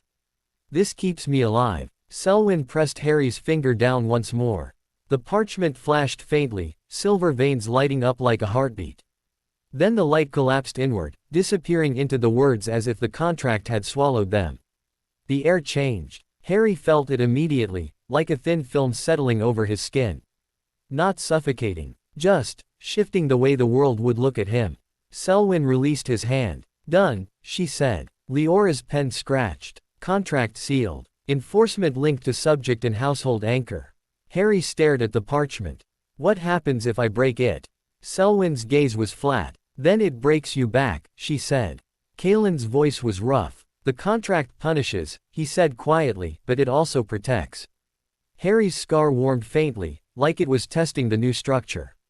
Harry swallowed. How? Leora smiled thinly. It makes you hard to take, she said. Because you have rules the world must wrestle first. Harry stared at his hands. He could almost feel the contract like a second skin. Selwyn stepped away from the slab and looked down at him. You will go to Hogwarts, she said. You will learn their magic. You will learn their world. Her eyes sharpened. And you will remember, their spells are fast. Ours are deep. Harry nodded once, throat tight. Kaelin stepped closer and finally did what he'd wanted to do the entire ritual. He placed a hand on Harry's shoulder. Warm, human, steady. You're still you, Kaelin said softly. Even with a veil. Harry swallowed. Am I? Kaelin's eyes held his. Yes, he said. But now you're harder to steal. Harry's scar gave a faint pulse. Not pleased. Not angry. Just listening. Like something behind a door, hearing a new lock click into place and deciding how to pick it. Selwyn turned toward the door. Come, she said. As they left the chamber, the carved sentence on the stone seemed to watch Harry go. Say only what you will live with. Harry glanced back once. The marble slab sat quiet now. Contract resting on it like a sleeping beast. And Harry realized something cold and true. A contract was protection. A contract was control. And one day, he would have to decide whether it was a shield or a chain. King's Cross Station smelled like coal dust, metal, and too many people pretending they weren't lost. Harry stood still in the middle of the crowd like a stone in a river, letting the current of bodies split around him. He held his trunk handle in one hand and kept the other in his pocket, fingers curled around nothing, an old habit from House Vale.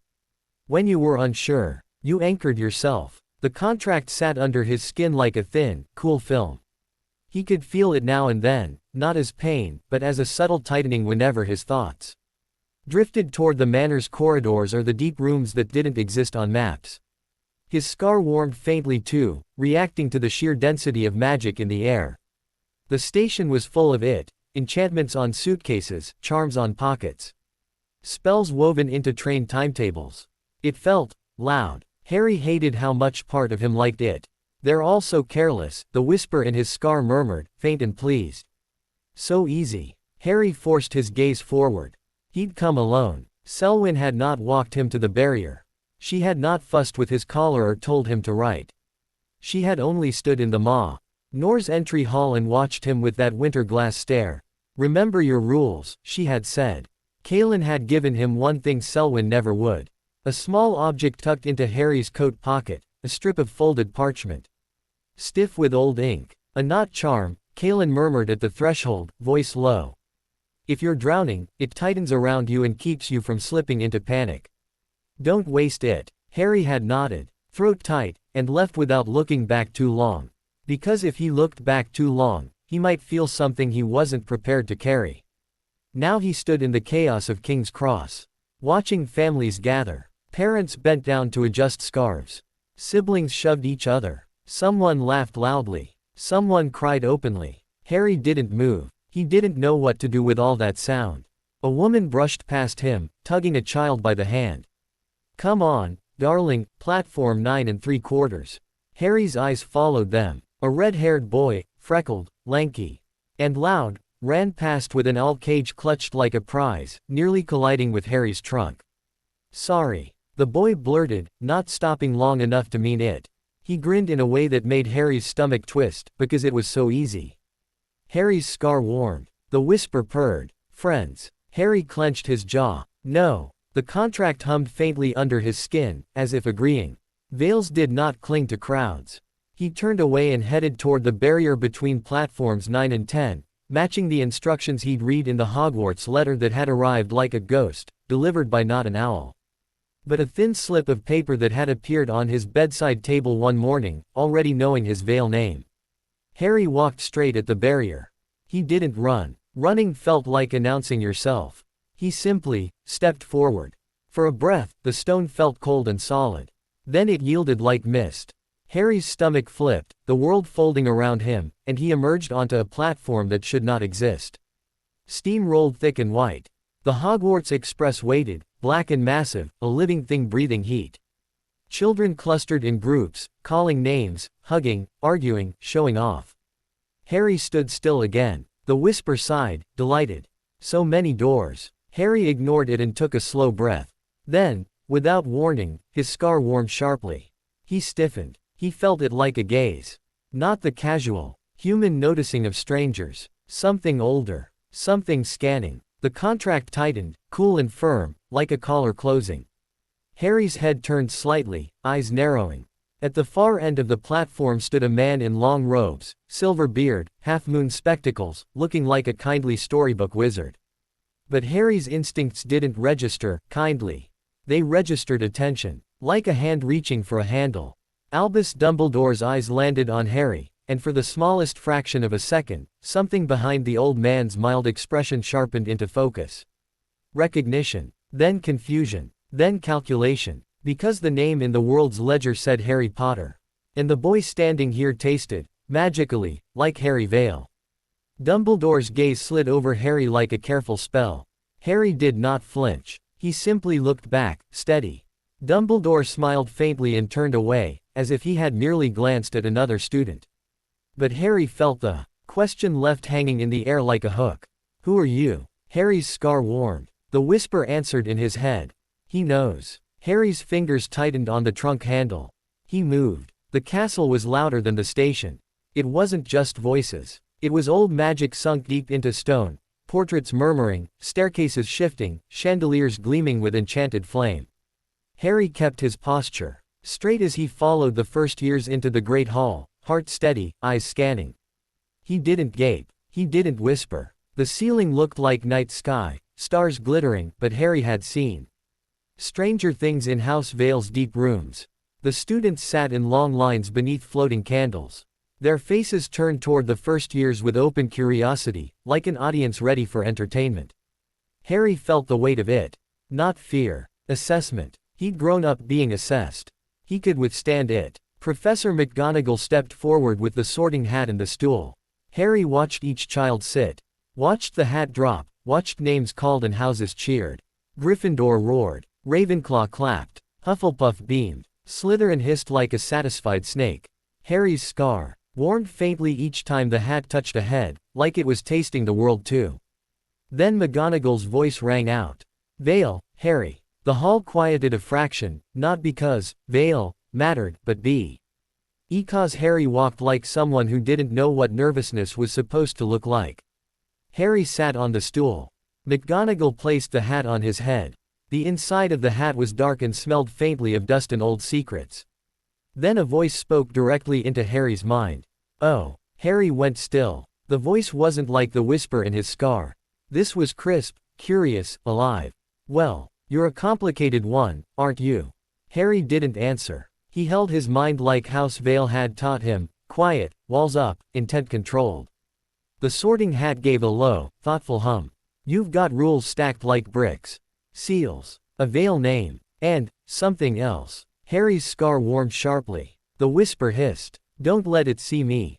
Harry's jaw tightened. He didn't hide it. He simply refused it access. He felt the contract tighten. Cool and firm, pushing outward like a shield.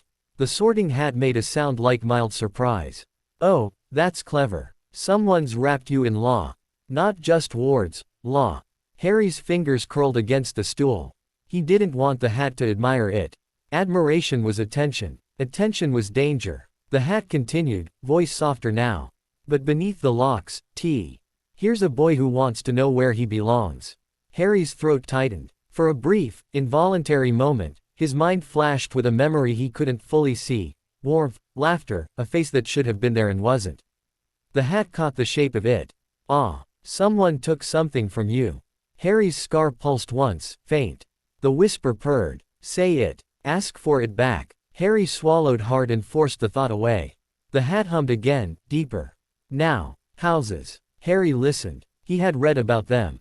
Gryffindor, brave. Ravenclaw, clever. Hufflepuff, loyal. Slytherin, ambitious. House Vale would have called that last one useful. The hat's voice turned wry. Gryffindor would clap for your scars, but they'd poke at your locks like children with knives. Ravenclaw would ask questions until you snapped. Hufflepuff would try to love you into softness. Harry's stomach tightened at that. Love into softness sounded unbearable. Like being rubbed raw. The hat's voice lowered. Slytherin understands silence. They understand secrets. They understand that power is often simply the refusal to be moved. Harry's scar warmed, pleased. The whisper whispered. Yes. Harry clenched his jaw. Because it wasn't wrong. The hat continued, sharp and careful. But you're not cruel. Not by nature. You're disciplined. Controlled. You value structure. You value survival. A pause. And you have one dangerous thing, Harry Vale. Harry's heart thudded once. You don't flinch. The hat sounded almost impressed. That makes you either very safe, or very frightening. Harry's fingers dug into the stool edge. The hat shifted again, as if tasting his intent. So where do we put you? Where you'll be challenged, but not broken. Where you'll find people who won't immediately demand you be loud. Harry's scar warmed. The whisper coiled. Slytherin. Then we take. Harry's stomach turned. No. He didn't want to take. He wanted to understand. The hat's voice became decisive. Slytherin. The hall erupted. Slytherin cheered with a sharp, pleased hiss. Harry lifted the hat off his head and handed it to McGonagall without looking at the crowd too long. He walked to the Slytherin table. Every step felt like walking into a room full of knives that were politely smiling. He sat at the end of the table, posture straight, hands folded, gaze calm. Students leaned in to whisper to each other. Who's Vale? Is he related to? He didn't look nervous at all. A pale boy with slicked hair and a pointed chin slid closer, eyes narrowed in smug curiosity. Draco Malfoy, he said, as if his name should open doors. Harry looked at him. He measured the boy's posture, the confidence, the way he owned space. Then Harry spoke, quietly, with the careful precision of House Vale. Harry, he replied. He didn't add Vale. He didn't offer more. Draco's smile faltered slightly, offended by the lack of performance. Well, Draco said, recovering, welcome to the best house. My father. Harry cut him off without raising his voice. Do you always introduce yourself with someone else's achievements? The question wasn't loud. It didn't need to be. It landed like a clean strike. Draco blinked. A few older Slytherins at the table paused mid-conversation, glancing over with sudden interest. Draco's cheeks flushed faintly. Excuse me. Harry's gaze remained steady. You said your name, he replied. That should have been enough. Silence. Then, from somewhere down the table, a soft laugh, quiet, controlled, approving. Draco drew back, eyes narrowed. You'll regret that, he muttered. But the threat lacked weight now. Harry watched him retreat. His scar warmed faintly. The whisper sounded almost amused. Good. He's weak. Harry's jaw tightened. Stop commenting, he thought sharply. The whisper didn't vanish, but it quieted, like it was listening for what came next. Harry turned his gaze toward the staff table. Snape was watching him, not with curiosity, with something darker, possessive distaste, as if Harry's existence was an interruption he had waited a decade to despise. Snape's eyes flicked to Harry's scar, then to Harry's face, searching for something that wasn't there. Warmth, familiarity, Lily's ghost. He found instead a boy with a veil name and too many locks.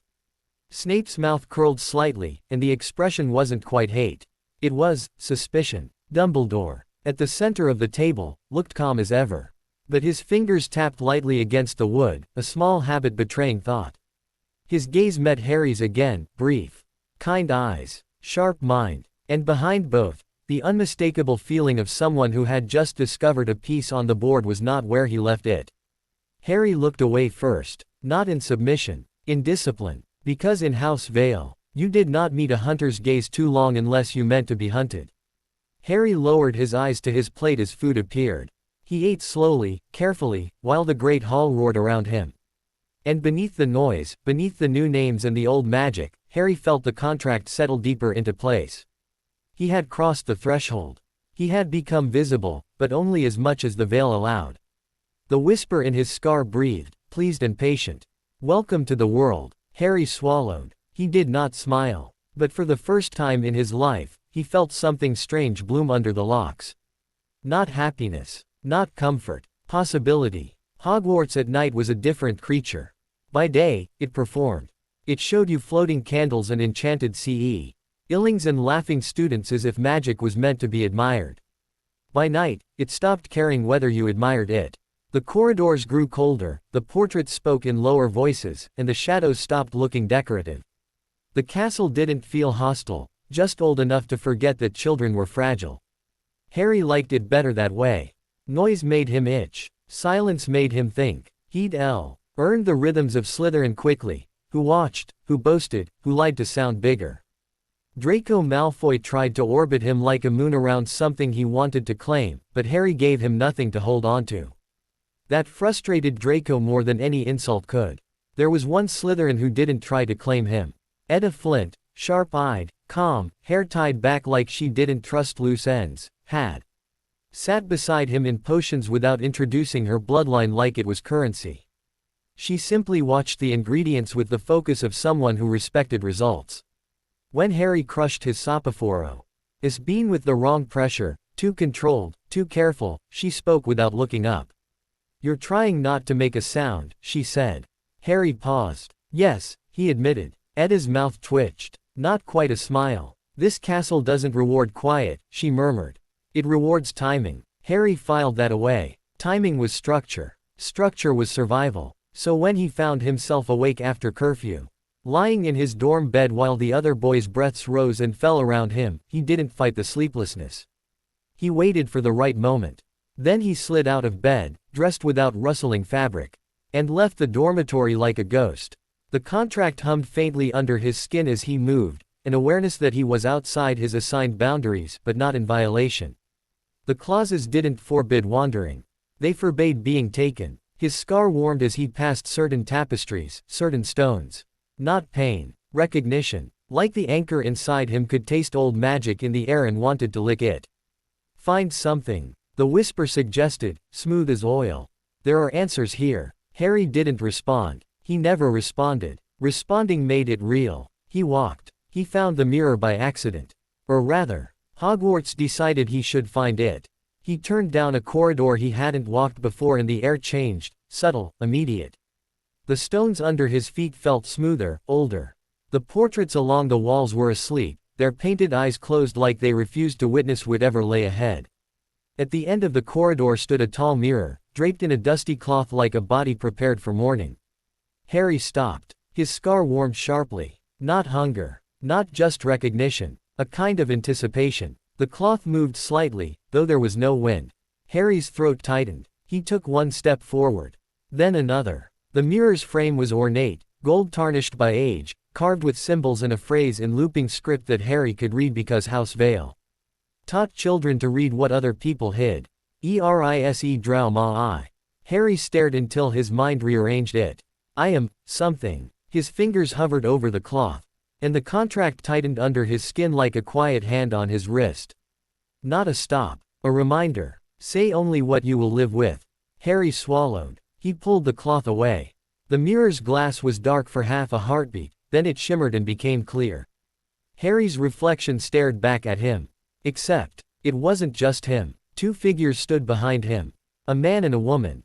And Harry's chest tightened so violently it fell. Like someone had grabbed his ribs and squeezed. He knew them without knowing them. He didn't have the faces. But he had the shape. The truth. His breathing hitched. The woman bent slightly toward him, hands reaching as if to tuck hair behind his ear the way Kalen sometimes did when he thought Harry wasn't watching. The man stood close, protective, smiling like the world couldn't hurt them if he was there. Harry leaned closer to the glass, heart hammering. And then he saw it. Their faces weren't blank. They were wrong. Like the mirror had tried to paint them and failed. Where eyes should have been, there was only soft blur, fogged glass. Where mouths should have shaped words, there was smoothness. Not erased. Taken. Harry's stomach turned. His scar burned, hot, sudden. A whisper unfurled inside his skull. Eager and intimate. There. That's what you lost. I can show you. Harry's hands clenched. He stared at the mirror harder, trying to force the blur into detail wit. Sheer will the way he forced chalk lines straight. The mirror didn't respond. It didn't care how badly he wanted. It only showed what the deepest part of him desired. And the deepest part of him desired something House Vale had stolen in the name of survival. Harry's breath shook. The woman's faceless shape lifted a hand in the mirror, as if she could still touch him even without the memory of her. Harry's eyes stung. He didn't cry. He didn't let the sound out. But he felt something inside him crack, small, sharp, dangerous. Because cracks were doors too. The whisper in his scar slid closer, velvet soft. Just once. Let me in and I'll give you their faces back. You don't have to be empty. Harry's scar pulsed like a second heart. His fingers trembled. For the first time since the binding, he felt the weight of what cost meant. Not as a concept. As a whole. He swallowed hard and forced his voice out, quiet and raw. Why? The mirror did not answer. But Hogwarts did. Footsteps. Soft. Unhurried. Harry went instantly still. His body remembered House Vale's rules the way lungs remembered air. A shadow fell across the corridor. Harry did not turn. He didn't need to. He felt the presence the way he'd felt it at King's Cross, attention shaped like a question. Curiosity is a common ailment among first years, a gentle voice said behind him. Harry's jaw tightened. Dumbledore. Harry's scar warmed again, but differently now, less hungry, more alert, like an animal noticing another predator enter the clearing. Harry kept his eyes on the mirror. He did not hide what it showed. Let Dumbledore see. Let him understand that Harry was not a prize waiting to be collected. Dumbledore stepped closer, stopping just behind Harry's shoulder. He did not look into the mirror immediately. A wise choice. Mirrors like this were traps made of longing. It's the mirror of Erise, Dumbledore said softly. It shows us the deepest, most desperate desire of our hearts. Harry's throat tightened. Dumbledore's voice held no accusation. No demand. Just truth. Harry stared at the faceless figures behind him. I don't know them, Harry said, and the words came out like a confession he hated. Dumbledore's gaze finally flicked to the glass. Harry watched the old man's reflection shift, watched Dumbledore see Harry standing with two blurred ghosts behind him. Dumbledore went very still. The air felt colder. Not from anger. From realization. I'm sorry, Dumbledore said quietly. Harry's fingers curled into fists so hard his nails bit skin. Are you? Harry asked. It wasn't loud. It didn't need to be. The question had edges. Dumbledore's eyes remained kind, but something behind them tightened, like a man hearing consequences finally speak. I made choices, Dumbledore said. And I believed they would keep you safe. Harry's scar pulsed, amused. He admits it. Make him pay. Harry swallowed down the whisper like poison. You left me, Harry said. And the words were too clean, too precise. On a doorstep. Dumbledore's breath caught. How do you, he began, then stopped. Because the question was pointless. The castle knew. The mirror knew. Perhaps the scar knew. Harry's voice tightened. I was supposed to be there, he continued, staring at the blur where his mother's eyes should have been. And then I wasn't. Dumbledore's silence was heavy. Harry could feel the old man choosing his words the way House Vale chose lines for a binding, careful, deliberate, trying not to snap something. You were taken, Dumbledore said finally. Harry laughed once, quiet. Humorless. Found, he corrected automatically. It was Selwyn's word. House Vale's word. Dumbledore's gaze sharpened. Found, he repeated softly, tasting it. By whom? The contract tightened under Harry's skin, cool, firm, immediate. Harry's tongue felt suddenly heavy. He could not speak the manor's location. He could not reveal Vale architecture. And the thought of it pressed against something hard and cold inside him. Harry turned slightly and met Dumbledore's gaze for the first time in this corridor. You don't get to know, Harry said simply. Dumbledore studied him, not with anger, with something more unsettling, respect. Because Dumbledore understood boundaries. He built them. He broke them. He taught others to live inside them. And now he was meeting a child wrapped in a boundary he hadn't written. You're called Vale, Dumbledore said, voice gentle. But you keep Harry. Harry didn't answer. Dumbledore's eyes flicked to Harry's scar. The old man's expression tightened, subtle, fast. What happened to your memory? Dumbledore asked quietly. Harry's stomach twisted. The whisper in his scar purred. Tell him. Let him take you. Harry forced his voice steady. Someone saved me, he said. And it cost. Dumbledore's gaze softened, and for a moment he looked tired, old in a way that had nothing to do with age and everything to do with regret. The mirror will not give you peace, Dumbledore said. It will only teach you to starve. Harry stared back into the glass. His faceless parents stood behind him, reaching for a boy who couldn't remember their faces.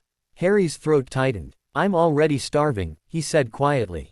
Dumbledore's eyes flickered, pain, brief and human. Then his expression settled again. You're not alone, Dumbledore said, and the words were meant to be comfort. Harry didn't believe them, because House Vale had taught him that comfort was often a leash. Harry's scar warmed, eager. Ask him for help. He'll try to remove me. He'll fail. I'll hurt you. Then you'll need me. Harry's stomach turned. He looked at the mirror one last time, at the blur where faces should have been. Then he did something that shocked even him. He reached up and pulled the cloth back over the mirror. The world dulled slightly, as if the corridor exhaled. Harry turned fully toward Dumbledore. I don't want pity, Harry said. Dumbledore's gaze held his. Then what do you want? Harry's voice was steady, but it trembled at the edges. I want my truth back, he said. And I want to know what's inside my scar. Dumbledore's eyes sharpened. Does the scar trouble you? He asked carefully. Harry didn't answer immediately. Because answering truthfully felt like giving the old man a handle. But the contract didn't forbid honesty. It forbade being taken. So Harry gave Dumbledore a truth that was sharp enough to be a warning. It listens, Harry said quietly. And it offers. For the first time, Dumbledore's calm cracked, just a hair. He nodded slowly, as if confirming something he'd feared. That, Dumbledore said, voice low, is very dangerous. Harry's mouth tightened. So is being empty. Silence hung between them. Then Dumbledore did something Harry didn't expect. He didn't press for the family's name. He didn't demand Harry come to his office. He simply stepped back, giving Harry space the way you gave space to a cornered animal that might be brave enough to bite. If you ever wish to speak, Dumbledore said softly, my door is open. Harry's scar pulsed, amused. Doors open both ways. Harry nodded once, not acceptance, not refusal. Just acknowledgement. Then he turned and walked away. Not running, not fleeing, leaving on his own terms. He didn't sleep that night. Back in the Slytherin dormitory, he lay staring at the underside of his bed curtains while the other boys breathed around him like nothing in the castle could ever change them. Harry pressed 2 fingers lightly to his scar. The seal was there. He could feel it, structure pressed into skin. Under it, something coiled and patient. For the first time, Harry didn't just fear the anchor. He hated it, because it had offered him something he wanted. And wanting was a weakness. Harry slid Kaelin's knot charm out of his pocket and held it in his palm like a small promise. Then, in the dark, he whispered a vow so quiet it barely existed. I will get them back, he told the emptiness where faces should have been. Not from the mirror. Not from you. His scar warmed faintly, as if it smiled. We'll see. Harry closed his eyes, and in the space between his vow and the whisper's amusement, something shifted inside him, subtle but permanent. A need turned into a plan. A wound turned into a direction. Because House Vale had raised him by silence. But Hogwarts was teaching him a new kind of hunger. One that didn't beg. One that built. By December, Harry had learned the castle's lies. Hogwarts pretended it was chaotic, moving staircases, teasing ghosts, portraits that argued loudly at 3 in the morning. But beneath the performance, the castle ran on structure. On rules. On patterns so old they were carved into the way air moved through stone. Harry listened to those patterns the way other students listened for gossip. And somewhere in the weeks after Halloween, the patterns began to stutter. It started as a feeling, like a hairline crack in a familiar wall. Harry was leaving the library one evening when the corridor outside felt wrong.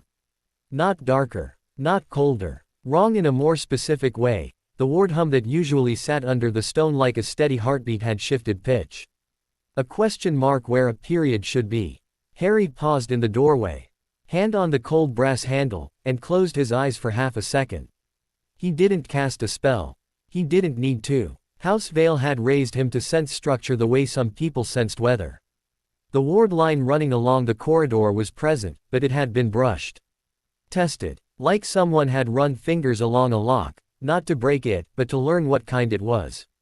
Harry's scar warmed faintly. Someone's picking at the castle, the whisper murmured, almost fond. Let them. We can pick back. Harry clenched his jaw and opened his eyes. Students flowed past him, laughing, shoving, talking about Quidditch and homework like the world's bones weren't shifting under their feet. Harry moved with them, silent, controlled, pretending to be just another boy in black robes. But his attention didn't leave the crack. He found it again 2 days later near the 3rd-floor corridor. The teachers suddenly started guarding like it held their personal secrets. Out, Professor S.N.A. Pay snapped at a cluster of curious students, robe billowing like a shadow with a temper. Out, unless you wish to discover how long it takes a person to regret being stupid. The students scattered. Harry didn't. He stopped a careful distance away, close enough to feel the ward pressure, far enough not to invite confrontation. Snape's black eyes flicked to him, sharp and suspicious, like Snape had been waiting for Harry to reveal himself since the moment Harry walked into the Great Hall. Vale, Snape said, each syllable clipped. Do you have a hearing problem, or is it your judgment that's defective? Harry met his gaze calmly. I'm leaving, Harry said. He didn't apologize. Apologies were a kind of submission House Vale didn't teach casually. Snape's nostrils flared, and for A.S. Econ Harry felt it. Snape wasn't just annoyed. Snape was hungry in his own way. Hungry to confirm something about Harry that didn't fit. Snape stepped closer, voice lowering.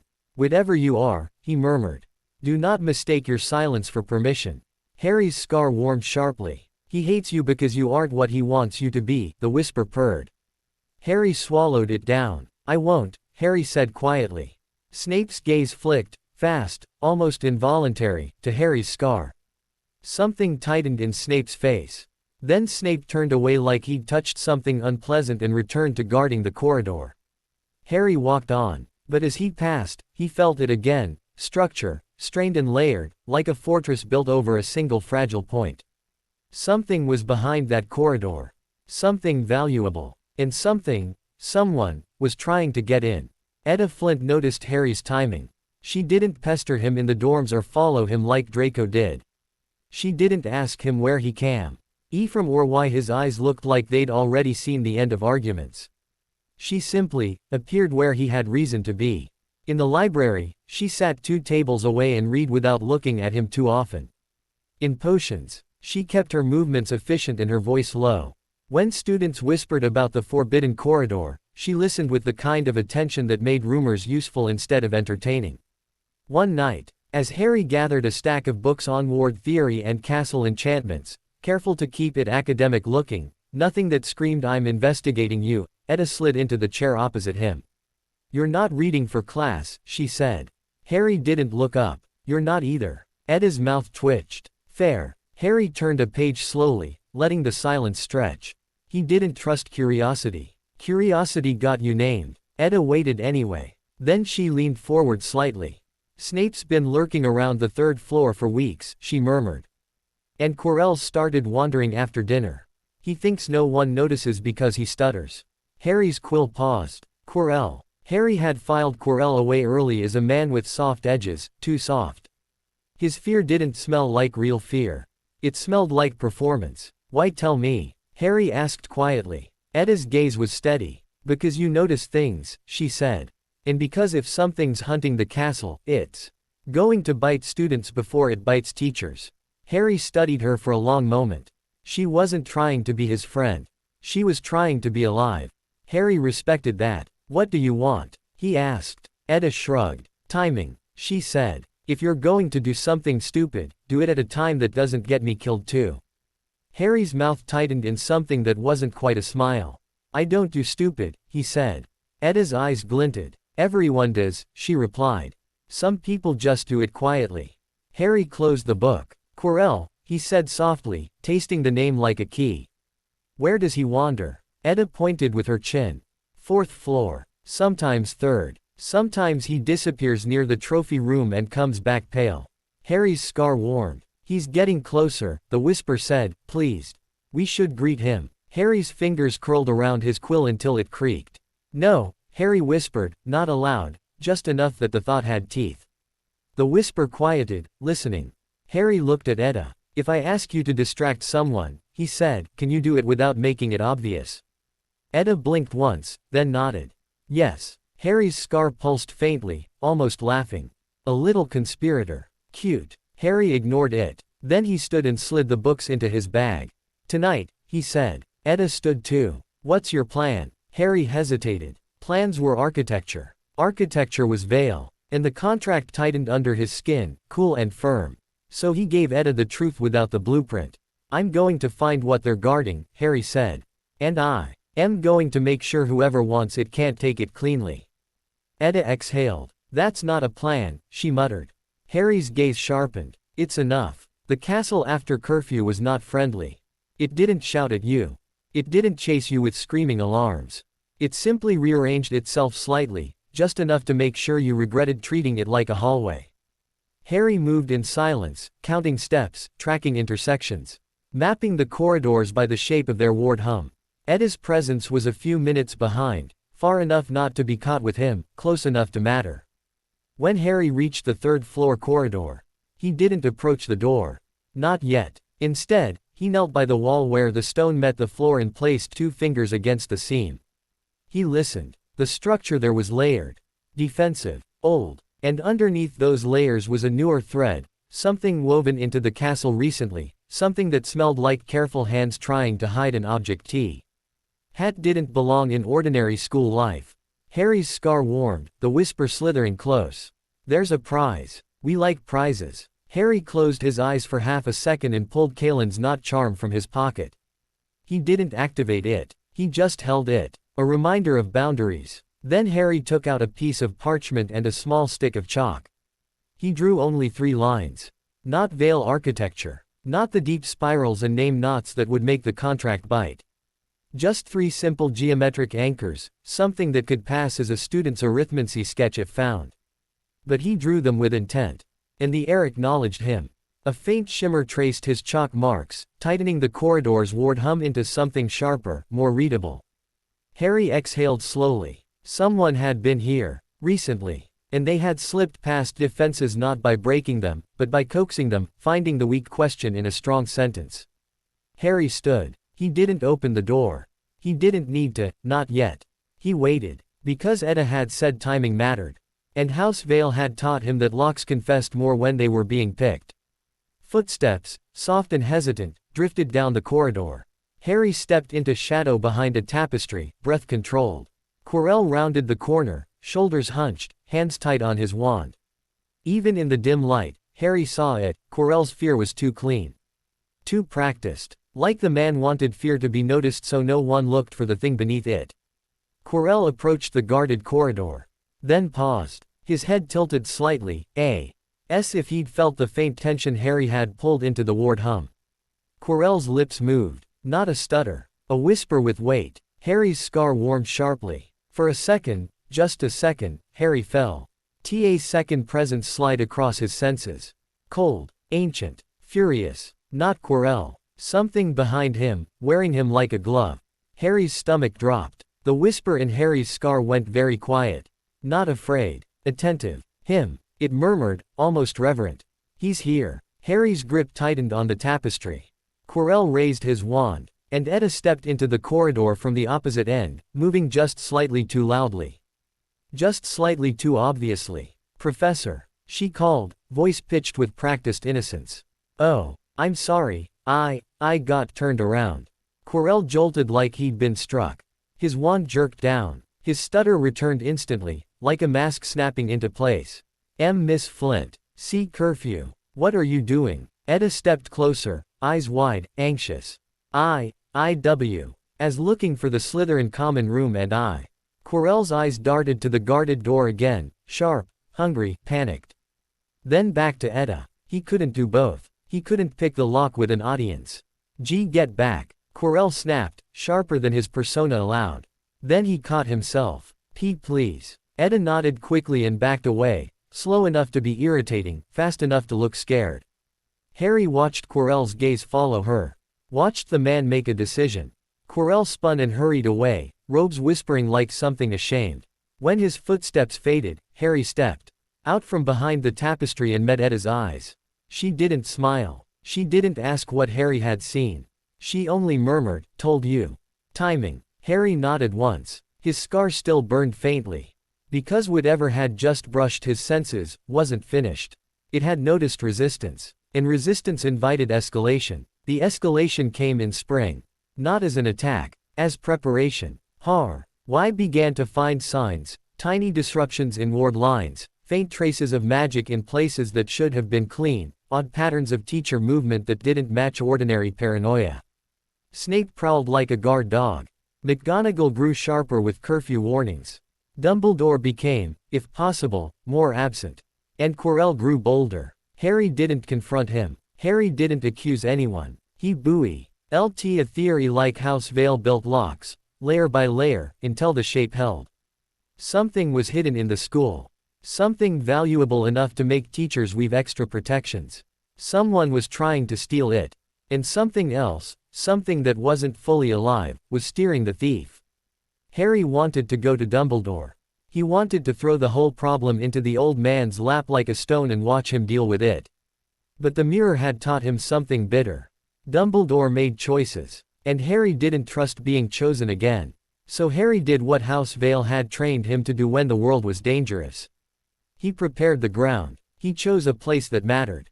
The corridor where he'd found the mirror of Arised. Not because he wanted to see it again, he didn't. Becca. Used the castle's deepest secrets tended to loop around places heavy with desire.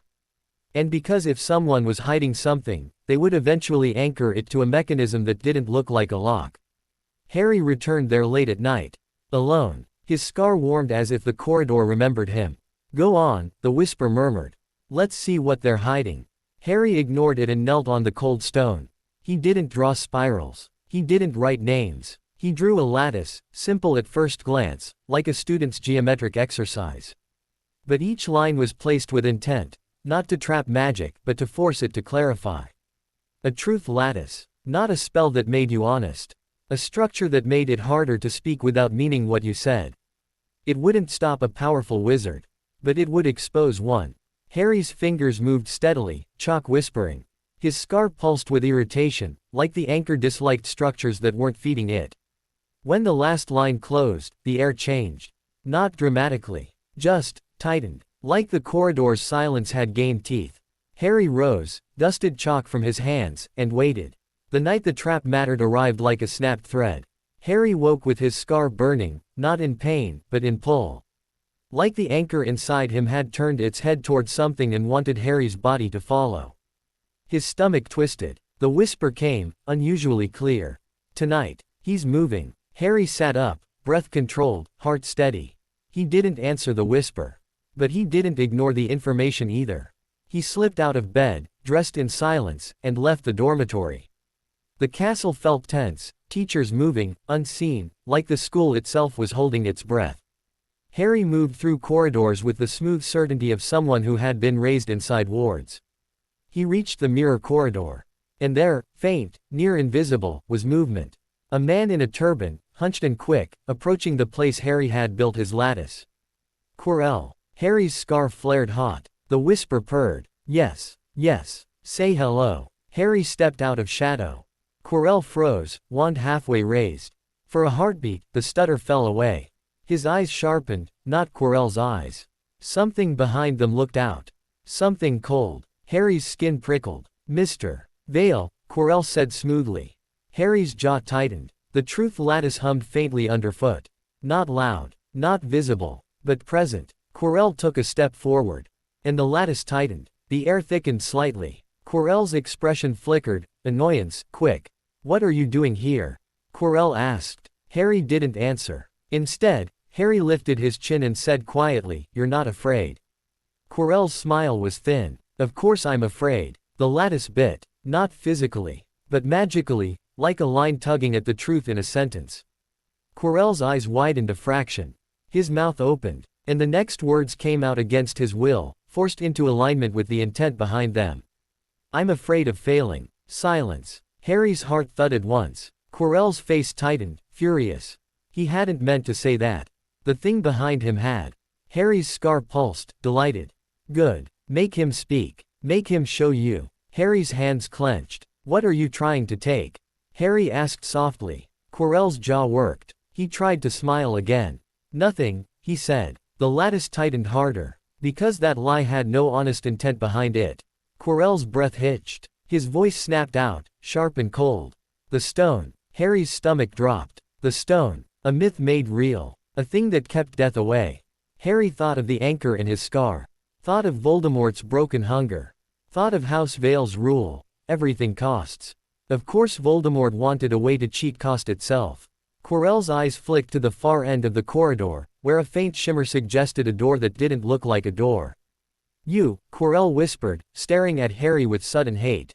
Shouldn't be here. Harry didn't flinch. I'm here, Harry said quietly, because you're here.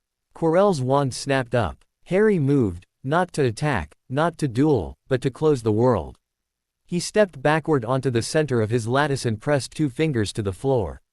Hold, he whispered. The structure answered. The corridor's air thickened into a boundary. Not a wall. Not a shield charm. A refusal. Quirrell lunged toward the hidden doorway. And the corridor didn't let him pass cleanly. He slammed into resistance like running into deep water. Quirrell snarled and turned his wand on Harry. A jet of magic shot forward. And bent slightly, as if the air itself objected to violence inside this rule. It didn't stop the spell. It slowed it. Enough. Harry dodged. Not graceful like a trained duelist, but efficient like someone avoiding a falling blade. Quirrell's breathing turned ragged. His stutter returned, not from fear, but from rage. You think you can trap me? He hissed. You're a child. Harry's scar flared hot. The whisper surged. Let me help you. I know him. I remember him. Harry's vision swam for a heartbeat, a flicker of green light and laughter and cold. Harry's throat tightened. No. He pulled Kalen's knot charm from his pocket and crushed it in his fist, activating it. The charm tightened around his mind like a practiced hand. The whisper slammed against it, and slid away, frustrated. Harry's breathing steadied. Quirrell stared at him, startled. What? Harry didn't answer. He stepped forward, keeping Quirrell inside the lattice. Say his name, Harry said quietly. Quirrell's eyes widened. His mouth twisted, trying to refuse. The lattice tightened, hungry for intent. Quirrell's voice came out like a blade scraping stone. Voldemort. The corridor went colder. Harry's scar pulsed, wild, eager, angry. And for a heartbeat, Harry felt the thing behind Quirrell lean forward, furious at being spoken aloud in a space that demanded truth. A voice, thin, cruel, ancient, whispered from Quirrell's mouth without Quirrell's consent. Little door. Harry's blood went cold. Not fear. Recognition. This was the predator that had brushed his senses in the third-floor corridor. This was the hunger that matched the anchor's shape. Harry's jaw clenched. "You're not alive," Harry said softly. Quirrell, Voldemort, smiled through someone else's face. "Alive enough," the voice purred. "And you've been kept." Harry's scar burned. The whisper inside Harry snarled with something like jealousy. "Mine." Harry's stomach turned. Voldemort's gaze flicked to Harry's forehead, and his smile sharpened. "Oh," Voldemort whispered. "You have one too." Harry's hands trembled for half a second. Then he forced them still. He didn't outpower Voldemort. He didn't need to. He only needed one thing. A mistake. Voldemort tried to push through the boundary with brute force. The lattice punished him for it, not with damage, but with exposure. The more Voldemort forced, the more the corridor demanded intent. Demanded honesty. And Voldemort, who had built his existence on cheating truth, splitting soul, dodging cost, found the structure offensive. He pushed harder. The corridor trembled. Harry's scar screamed, a hot spike of pressure behind his eyes. The anchor inside him surged, desperate to connect, to feed, to align. Harry stumbled. Quirrell seized the moment and lunged, hands out, trying to grab Harry's arm. In the instant Quirrell's skin touched Harry's, Quirrell screamed. Not the stutter. Not the act. A real, tearing scream. Quirrell's hands smoked where they touched Harry's wrist, flesh blistering as if burned by invisible fire. Harry recoiled, heart hammering. Lily's protection. Blood magic, old, raw, honest cost, punishing the thief. Voldemort snarled through Quirrell's mouth, furious. "Get him out." The voice snapped. Quirrell staggered back, clutching his ruined hands, eyes wild. Harry's vision swam again, scar burning, lattice trembling, not charm straining in his fist. He had to end this before the structure collapsed. Harry forced his voice out, low and exact. "Lock," he whispered, and the lattice tightened into its final shape. Not a prison forever. Just long enough. The corridor's boundary snapped shut like a jaw. Quirrell slammed into it, trapped in the space between Harry and the hidden doorway, unable to flee, unable to move without the structure demanding truth and punishing lies. Quirrell's eyes widened, panic returning, real this time. Voldemort's presence thrashed, furious, pushing against the structure like a starving thing hitting glass. Harry's scar burned hotter. The anchor inside him lunged. The T-charm in Harry's fist cracked, its ink lines fraying under the pressure. Harry bit down on a gasp. He held anyway. Because House Vale had raised him to hold boundaries even when they hurt. Footsteps thundered in the distance, teachers. Drawn by Quirrell's scream. Harry's head spun, pain blooming behind his eyes like a storm. Quirrell's voice broke, ragged. "Please." The lattice tightened. The word, "please," rang false. Intent misaligned. Quirrell choked on the lie and sobbed instead. Voldemort snarled, "Vicious, use the boy." Harry's scar flared and for a heartbeat the whisper inside him surged again, desperate. "Let me in. Let me show you how to kill him." Harry's vision went white at the edges. He forced one thought into place like a keystone. No bargains. Then the corridor erupted with voices. McGonagall, Snape, Dumbledore. They spilled into the space like a sudden tide. Snape's wand was up instantly, eyes wild with fury and suspicion. McGonagall gasped at the sight, Quirrell smoking. Harry pale and shaking, the air unnaturally tight. And Dumbledore's gaze fixed on the lattice. Not the fight, the structure. His eyes sharpened with something like astonished understanding. "Harry," Dumbledore said quietly. Harry's knees buckled. The moment Dumbledore stepped into the edge of the lattice, the structure loosened slightly, responding to authority it recognized as headmaster. A deeper rule beneath the stone. Harry swayed, breath ragged.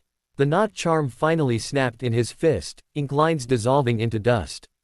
Harry's scar screamed, then dulled. The anchor inside him recoiled, hungry and furious.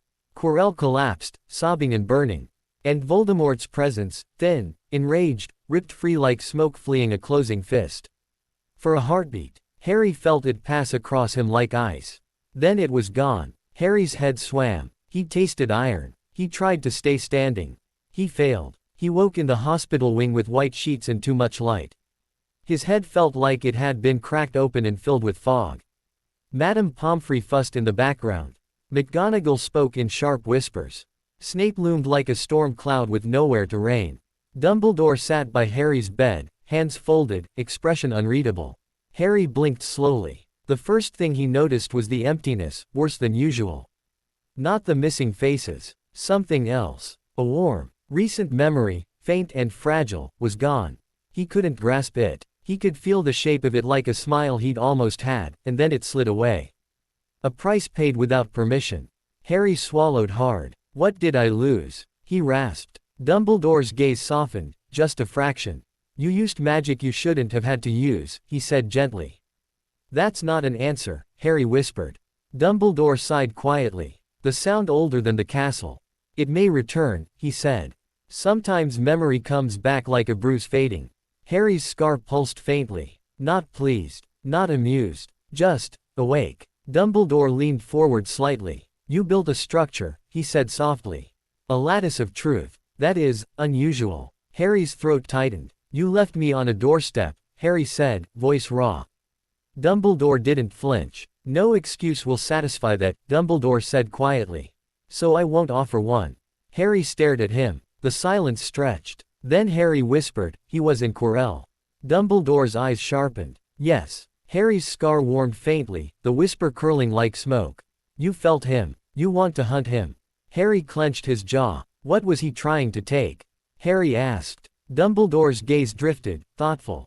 Something that would have allowed him to return fully, he said. Something that cheats the natural order. Harry's stomach twisted. And the thing in my scar, he began. Dumbledore's expression tightened, very subtly. We will speak of that, he said, voice quiet, when you are stronger. Harry's eyes narrowed. I'm strong enough to be used in your plans, Harry whispered. Strong enough to stop him. But not strong enough for truth. Dumbledore held his gaze. Then, very slowly, he nodded once. You are right to demand truth, Dumbledore said. Harry's scar pulsed, eager.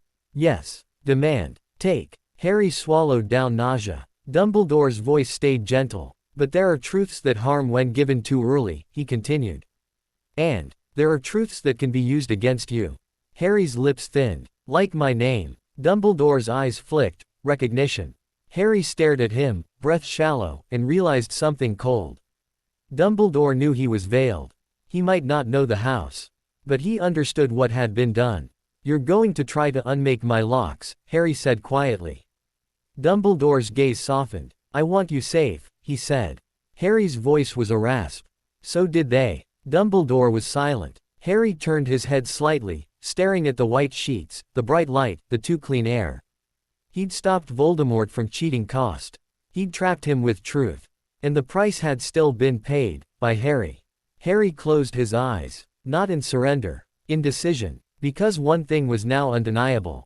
The world would keep coming. Voldemort would return. And the anchor inside Harry's scar would keep listening. So Harry would have to become something more deliberate than a boy who survived. He would have to become a boy who builds.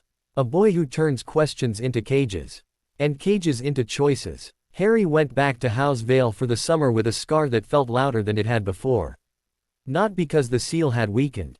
Because he had learned what it felt like when something hungry looked through someone else's eyes and decided he was useful. Selwyn met him at the threshold. No hug. No soft relief. Only her winter glass stare, measuring him the way she measured cracks in stone. You let the castle see your hands, she said. Harry's jaw tightened. I stopped him. Selwyn's eyes didn't blink. You revealed yourself. She corrected. Those are not the same achievement. Kalen stood behind her, shoulders tense, gaze sliding over Harry's face like he was searching for damage that didn't show on skin. Leora's pen moved the moment Harry crossed the threshold. She didn't even pretend she wasn't recording his return. Year 1, she murmured as she wrote. Incident. Host body. Foreign presence confirmed. Subject containment held. Cost. Minor memory thread. Harry's stomach twisted. It wasn't minor. Leora looked up, expression mild. If you can't name it, it's minor. Harry's fingers curled into fists. He couldn't name it. That was the worst part. There was a warm moment in his mind, recent, fragile, something like laughter in a corridor and a feeling that maybe he wasn't entirely alone. Now, when he reached for it, he found only a blank seam. Like someone had stitched over the spot. Kalen's voice came low. What did you lose? Harry stared at the floor. Beginning, he said finally. Something that was starting to feel safe, he almost said. He didn't. Selwyn's gaze sharpened. The world charges interest, she said. You spent structure in a place that didn't belong to us. You paid. Harry's scar warmed faintly, as if the anchor enjoyed the word paid. Kalen stepped closer and put a hand on Harry's shoulder, steadying, human. You held, Kalen murmured. That matters. Selwyn turned away. We adjust the contract, she said.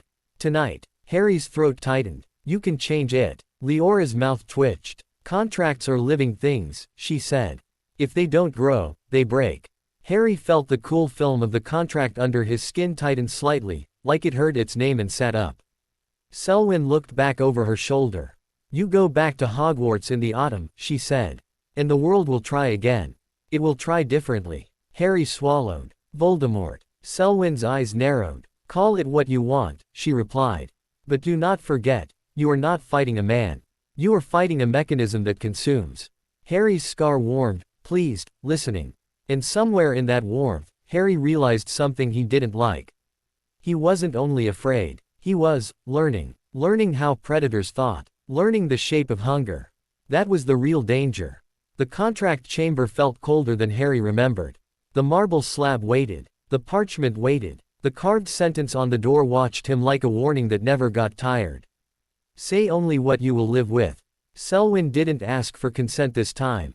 She asked for clarity. You will not build veil structures on school ground again, she said. Harry's jaw tightened. Then how do I stop him? Selwyn's gaze was flat. You stop him with their spells, she said. You do not gift the world our blueprint. Kalen's voice sharpened. He needed to survive. Selwyn didn't look at him. So do we. Leora slid the updated parchment forward. The ink was fresh, darker than the rest. Harry read the new clause. The subject shall not impress veil architecture upon non-veil stone. His skin prickled as the contract tightened arrow. Ooned the words like it approved of its own growth. Harry swallowed. You're tying my hands. Selwyn's eyes sharpened. I'm keeping them attached to your body, she corrected. Harry wanted to argue. But the memory blank in his mind had taught him that cost was real, and cost didn't care about fairness. So he nodded once. Selwyn pricked his finger. A bead of blood sank into the parchment, sealing the clause. The contract settled. Tighter, heavier, safer. And in the dark behind his scar, the anchor shifted, irritated, like a caged thing feeling new bars. They're afraid of what you can do, the whisper murmured. Good. Fear is leverage. Harry didn't answer it. But he felt, for the first time, the urge to. That terrified him more than the whisper itself. Second year began with tea. He castled pretending nothing had happened. That was Hogwarts' greatest skill, swallowing danger and continuing to feed children. Harry returned to Slytherin with the same controlled posture and a new heaviness under his skin. Students eyed him differently now. Word had spread, distorted as rumor always was. Some said he'd fought a professor. Some said he'd cursed Quirrell. Some said he was Dumbledore's pet experiment. Draco Malfoy watched him like a rival he didn't understand how to beat. Snape watched him like a problem that kept refusing to become predictable. Etta Flint watched him like a person. Not warm, not soft, just present. You disappeared after the hospital wing, she murmured one evening in the corridor outside Potions, voice low enough not to carry. Harry blinked slowly. I went home. Etta's gaze tightened. And you came back different. Harry's fingers curled. Everyone says that after summer. Etta didn't smile. Not like this, she said.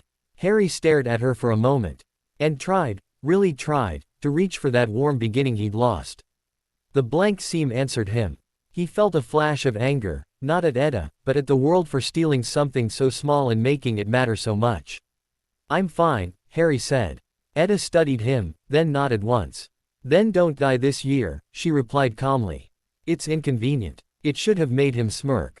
It should have landed like a dry joke between two people who understood each other. Instead, the blank seam swallowed the moment before it could root. Harry's throat tightened. He managed, noted. Etta walked away. Harry stood still a fraction too long, scar warming faintly, as if the anchor enjoyed watching him fail at being human.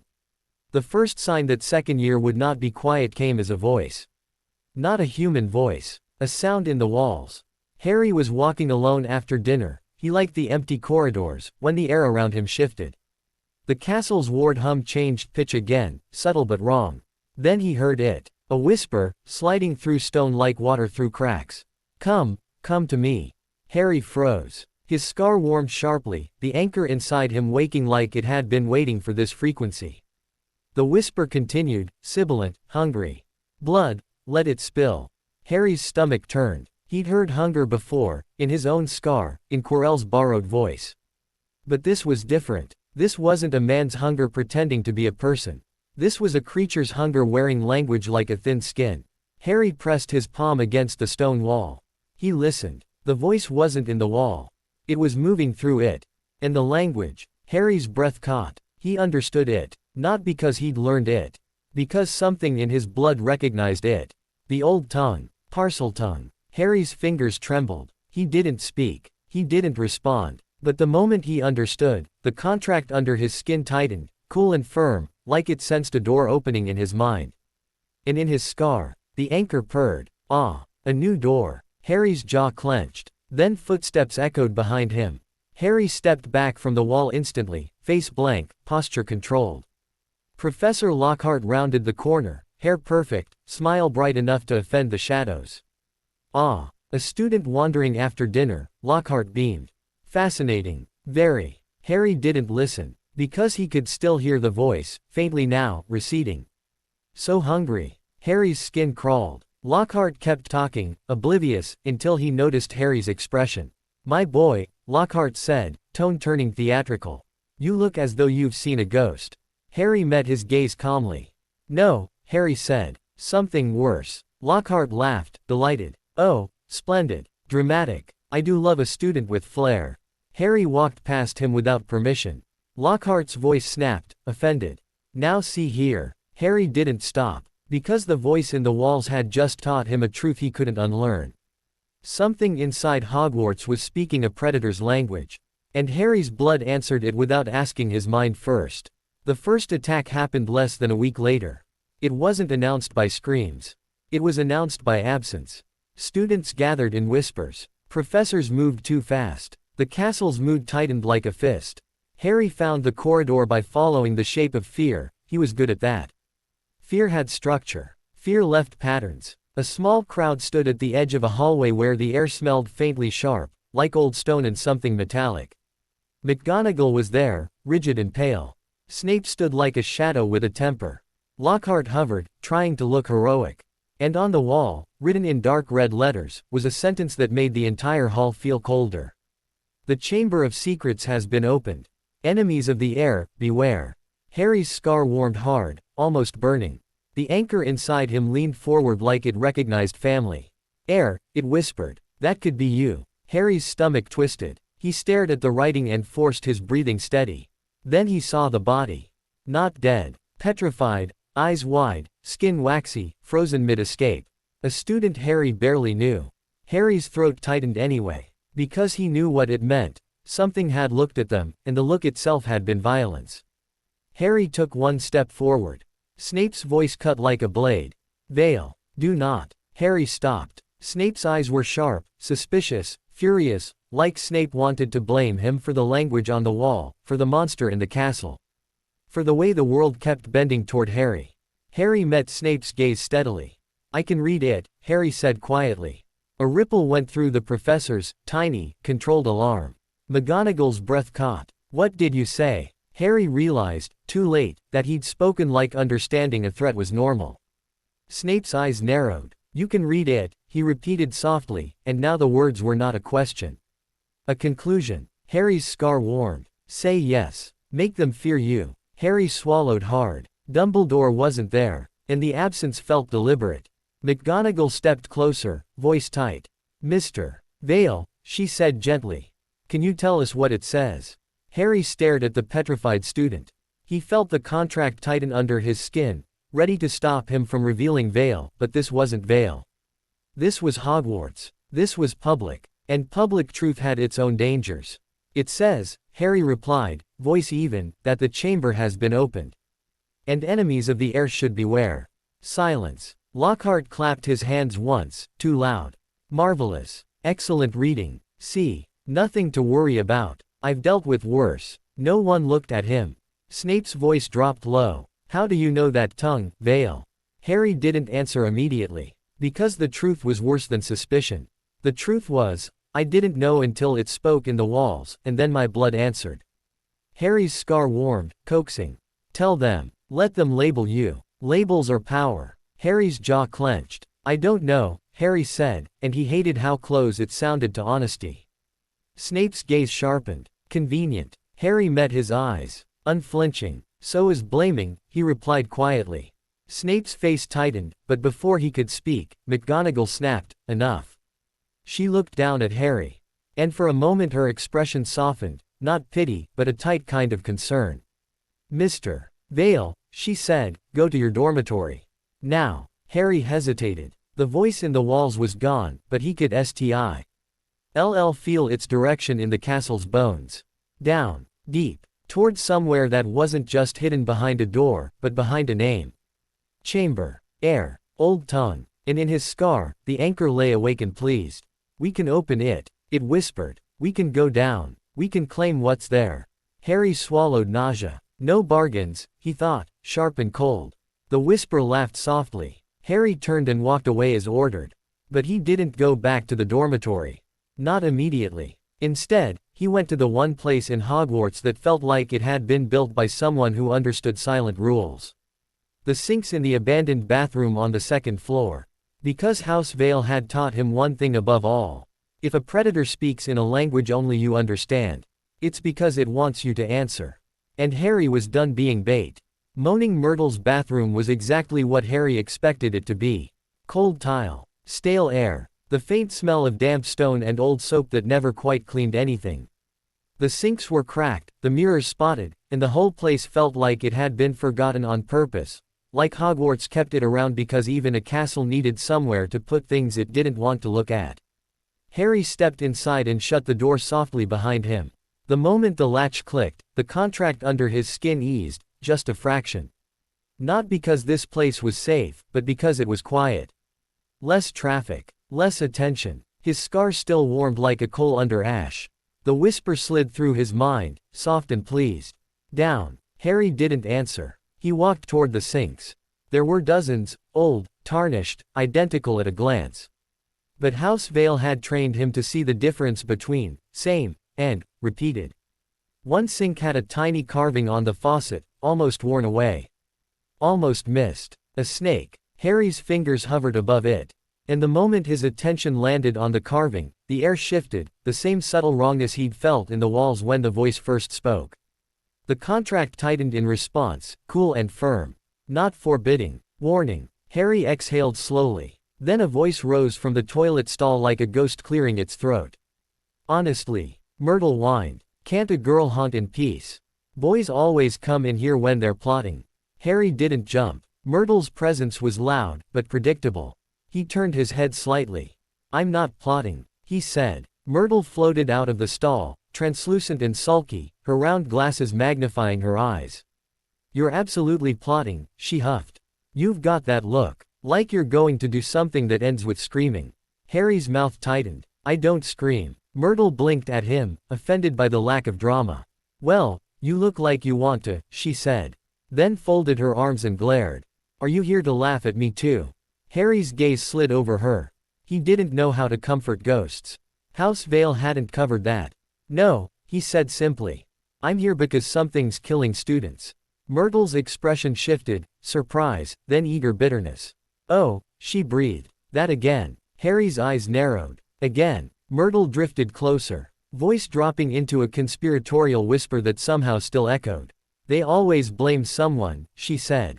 They always whisper. They always pretend they don't know. But I know. Harry held very still. Know what? Myrtle's eyes flicked to the sinks. The monster, she whispered. It used to come through here. Harry's scar warmed sharply, the anchor inside him stretching like it liked the word monster. Harry swallowed. How do you know? Myrtle's face tightened into old resentment. Because I died in here, she snapped. And no one even cared enough to ask properly. I saw it. I saw. Yellow eyes and then, she shuddered dramatically. And then I was dead. Harry's stomach dropped. Yellow eyes. A basilisk, then. The kind of creature that didn't just kill with teeth. It killed with looking. Harry glanced at the spotted mirrors. A chill crawled up his spine. Myrtle, he said quietly, do you remember where the eyes came from? Myrtle blinked, suspicious. Why? Are you going to fight it? Because if you are, I want to watch. Harry didn't answer that. He stepped to the sink with the carved snake and rested his palm lightly on the porcelain. The contract tightened again, and his scar warmed in sympathetic resonance. The whisper purred. Speak. Harry's throat went dry. Parseltongue wasn't a spell. It wasn't wandwork. It was blood recognizing a door and knowing the shape of the key. Harry didn't like that. He didn't like that the castle had something inside it that responded to predatory language. But he liked even less the idea of being hunted without understanding the hunter. So he leaned down and spoke. A soft hiss, careful and controlled, like drawing a straight line with his voice. Open. The word wasn't English. It wasn't Latin. It was older than both. Shaped for fangs and silence. The sink answered instantly. The drain gleamed. The porcelain trembled. Then the metal inside the drain rotated with a grinding sound, shifting into a mouth-like spiral. The sink slid aside, and where it had been was a hole descending into darkness, stone slick with age, a pipe wide enough for a child to fall through. Myrtle's eyes widened, delighted. You can do it, she shrieked. You can open it. Harry's scar burned. The whisper in his mind sounded smug. Sea, air. Harry clenched his jaw. He didn't correct Myrtle. He didn't explain. He didn't have words that would make this less dangerous. He pulled a small mirror shard from his pocket, a sliver he'd taken from the edge of a broken bathroom mirror earlier, wrapped in cloth. He didn't like mirrors, but he liked dying even less. Then he climbed into the hole. Cold air rushed up around him like breath from something sleeping beneath the castle. Harry slid down the pipe, boots scraping stone. The walls were damp, slick, and the smell was wrong, old rot and something sharper underneath, like a snake's skin left too long in sun. The darkness swallowed sound. Above, Myrtle's voice faded. Harry landed hard on wet stone. He didn't move immediately. He listened. The chamber below wasn't silent. It hissed. Not loud, not close, but present, threaded through the rock like a vein. His scar warmed with every distant sibilant sound, as if the anchor inside him was leaning toward a familiar rhythm. It's a nest, the whisper murmured. Our language fits here. Harry's stomach twisted. He lifted his wand and cast a quiet lumos. The light bloomed pale and steady, reflecting off damp stone in a long tunnel that curved away into darkness. The tunnel walls were carved with serpents, hundreds of them. Twisting and coiling, their stone eyes made of some dark mineral that swallowed light. Harry didn't look at the eyes too long. He walked. Every few steps, the contract hummed faintly under his skin, not stopping him, but reminding him to keep his mind clean of the manor, clean of Vale, clean of anything someone could yank out of him later. Harry obeyed. He'd learned that survival wasn't just about strength. It was about what you refused to give away.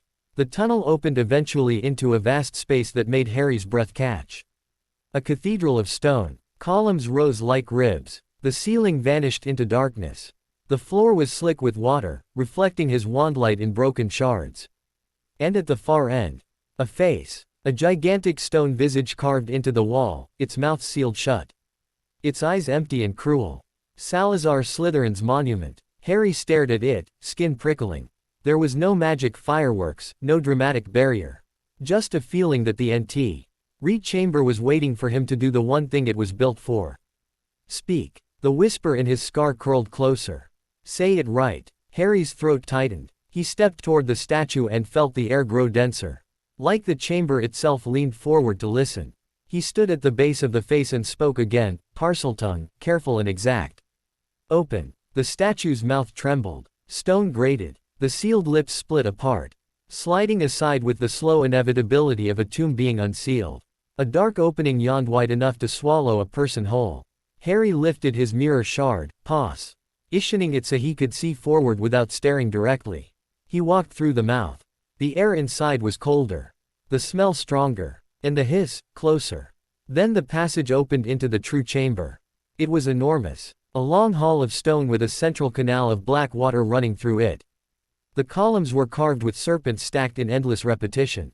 And at the far end, towering above everything, was a statue of Slytherin himself, robed, imposing, hands folded like a judge about to pass sentence. Harry's wand light barely reached the statue's face. But he didn't need light to feel what was here. This place was not built for children. It was built for a legacy that hated the idea of children who didn't fit. Harry's scar burned hot, and for the first time since he'd been sealed, Harry felt something that wasn't just hunger or temptation. He felt recognition, not his. The anchors, like the thing inside him, had been here before, through someone else, in some their time, and had left part of itself behind in the stone. Harry swallowed nausea. No bargains, he thought sharply. The whisper chuckled. Then don't bargain. Just take. Harry clenched his jaw and stepped closer to the canal, using the mirror shard to scan the water's surface. Nothing moved, but the silence didn't feel empty. It felt coiled. A soft sound echoed, water dripping somewhere deep. Then another sound, fainter. Paper. Harry froze. Paper didn't belong here. He turned his wand light slightly and saw it. A small, dark object on a stone ledge near the canal, half wet, as if it had been dropped in a hurry. A diary. Harry's breath caught. He didn't know whose it was yet, but he knew what it meant. This wasn't just a beast in a basement. This was a plan. Harry approached slowly, mirror shard still raised. He used his wand tip to nudge the diary closer, careful not to touch it with bare skin. The cover was plain, black, worn, but not ancient. New enough to have been brought down recently. He didn't open it, not yet, because House Vale had taught him that objects left in strange places were rarely gifts. He crouched and stared at it. His scar warmed so sharp. It felt like a needle behind his eyes. And then the pain hit. Not physical pain exactly, more like pressure, like two magnets snapping toward each other through his skull. Harry gasped and dug his nails into his palm. The diary's cover trembled, just slightly. Harry's heart hammered. He didn't need to be told what it was.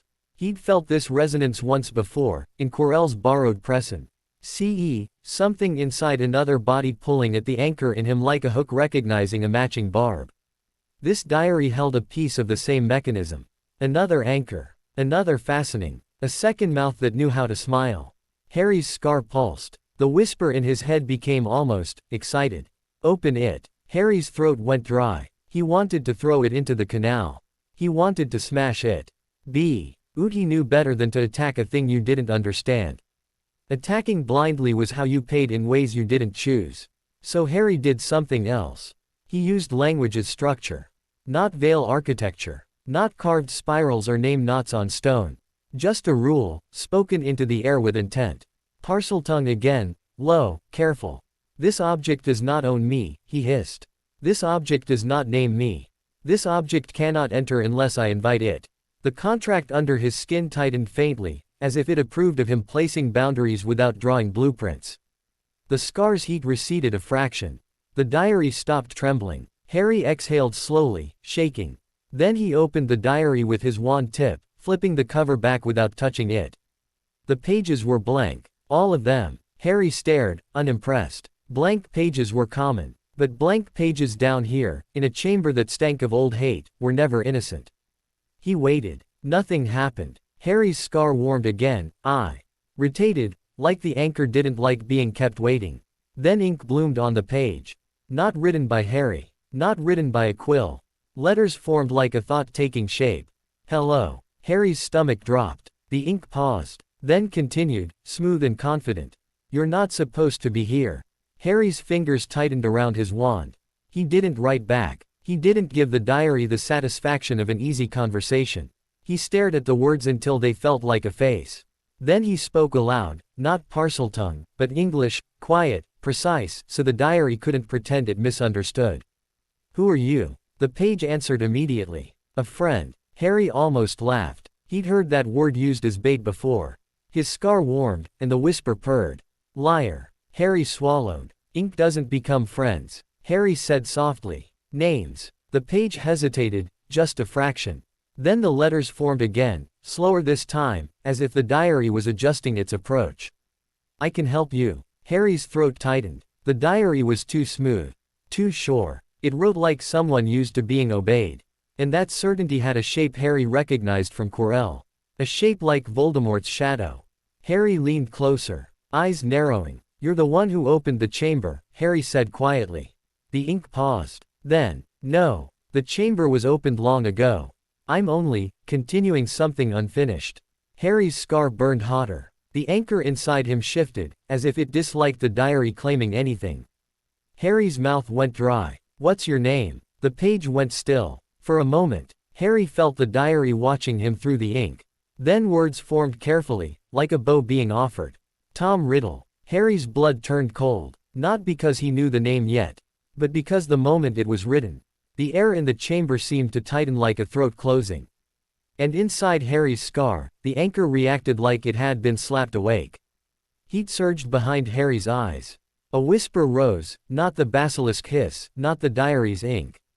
The whisper in Harry's scar, suddenly sharp with something like recognition and hatred. Him. Harry clenched his jaw until it hurt. Tom Riddle. A boy's name. A neat, harmless name. A name that felt like a door to something rotten. The diary wrote again, smoother now, sensing the shift. You're special, Harry. I can tell. You understand this place. You understand the language. Harry's throat tightened. How does it know my name? He thought, and the answer came instantly, bitter, because Hogwarts knew, and objects like this fed on what the world already whispered. The diary continued. I can tell you why you were abandoned. I can tell you what you are. Harry's stomach turned. That was the hook. That was the lure. Truth is bait. Just like Selwyn had warned. Harry stared at the words until his eyes burned. Then he whispered, so quiet it barely carried in the cavernous hall. I'm not empty enough for you. The ink paused. Then, everyone is empty somewhere. Harry's scar flared, the anchor pressing hard against its seal like it wanted to respond, to argue, to connect, to feed. Harry's breath hitched. The basilisk hiss grew louder. Not close, but no longer distant. Something moved in the dark canals, a slow shift of water against stone. Harry raised his mirror shard sharply, wandlight aimed away from his own face, heart hammering. He kept his eyes on the reflection. In the mirror, the chamber stretched long and wet and ancient. And far down the canal, something enormous slid through the water like a shadow wearing scales. Harry swallowed hard. He could feel it now, the basilisk's presence like a pressure in the air, a predator's certainty. The diary lay open beside him, ink still wet. Tom Riddle's name stared up like a grin. Harry's scar burned with two hungers at once, one from the beast ahead, one from the mechanism beside him. He was standing between them. A door with locks, a child shaped into a boundary. Harry breathed in, slow and controlled, and spoke Parseltongue again, not to open, not to invite. To command. Stay, he hissed into the air, not sure if he meant the diary, the basilisk, or the thing inside his own skull. The contract tightened, approving of the intent. The basilisk hiss paused, just a fraction, as if something in the old tongue had reached it even at distance. The diary's ink didn't move. But Harry felt it listening. Then, on the page, new words formed, quick, eager. You're afraid. Good. That means you'll listen. Harry's jaw clenched. He lifted the diary carefully with his wand tip, not touching it, and backed away from the canal. His mirror shard caught one more glimpse of the moving shadow in the water. Then it vanished into darkness again, patient. Waiting. Harry's scar whispered, intimate and thrilled. Two anchors in one room. Two mouths that want you. Harry swallowed, forcing his voice steady, forcing his mind into straight lines. No bargains. He thought again, harder. Then he turned and walked back toward the statue mouth entrance, diary levitating slightly ahead of him on his wand tip like a trapped insect. The chamber didn't stop him. It didn't need to. It had already done what it was built to do. It had spoken. And Harry had answered, by coming down. When he reached the statue mouth, Harry stopped and looked back one last time. Mirror shard raised. The basilisk hissed somewhere deep, and the sound crawled over his skin like cold breath. Harry didn't flinch. He simply set another rule into the air. Parseltongue is binding language, voice low and absolute. I will return, he hissed. On my terms. Then he climbed out of the chamber and sealed the statue mouth behind him with a final, careful word. Close. Stone slid shut. Darkness swallowed the secret again. But Harry knew the truth now. Air wasn't a bloodline. It was a key. And he was holding it in his throat. E. Castle didn't announce Ginny Weasley's disappearance with a bell. It announced it the way Hogwarts announced everything that mattered. With tension. Whispers knotted in corridors. Professors moved too fast, too tight. The portraits spoke in nervous clusters and then fell silent when students approached, as if even painted mouths understood that saying the wrong thing could get you killed. Harry felt it before he heard it. He was leaving potions when the ward hum in the stone beneath his feet stuttered, like a heartbeat skipping. Etta Flint appeared beside him, as if she'd stepped out of the wall's shadow. Her face was too composed. That was how Harry knew it was bad. They took a girl, she said quietly. Harry's fingers curled, petrified. Etta shook her head once. Gone. Harry's scar warmed sharply. Not pain. Recognition. The whisper in his skull coiled like smoke. Down. Harry didn't answer. He didn't need to. Who? He asked, even though he already knew, because names mattered, and if he named it.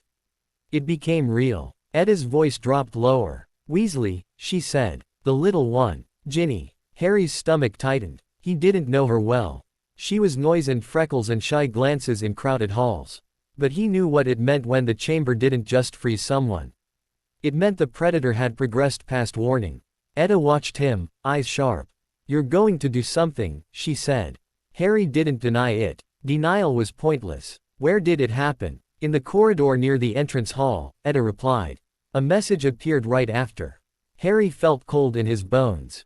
What message? Quote. Etta hesitated, then spoke it anyway, because she didn't play at safety with lies. Her skeleton will lie in the chamber forever, she said. Harry's scar pulsed like laughter. See, they're writing endings. Go rewrite it. Harry swallowed hard. The castle around them felt suddenly smaller, like the walls were closing in to watch what Harry would do next. Etta stepped closer. If you go, she said, don't go alone.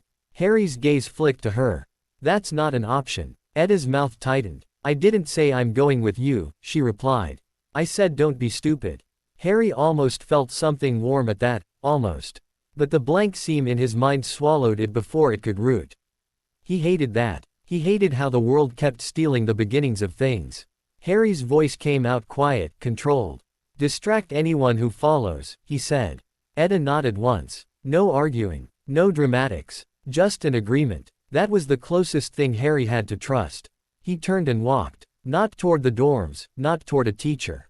Toward the abandoned bathroom. Because the chamber had opened like a mouth. And now it had taken someone whole. Moaning. Myrtle was already floating above the sinks like she'd been waiting to be asked. You're back, she said, voice bright with morbid excitement. Someone finally got taken, didn't they? I knew it. I knew it was going to happen. Harry shut the bathroom door gently. His scar warmed, the whisper pressing close. Down, down, down. Harry ignored it and looked at Myrtle. Where did she go? Myrtle pouted. No one asks how I am. She complained, then leaned forward, eyes gleaming. But yes, she came in here crying. She was holding a book. Then Myrtle shivered delightedly. Then she spoke to the sink and it opened. Harry's stomach twisted. The diary. Myrtle blinked. I don't know what it was, but it was black and it looked like it had secrets. She went down the pipe.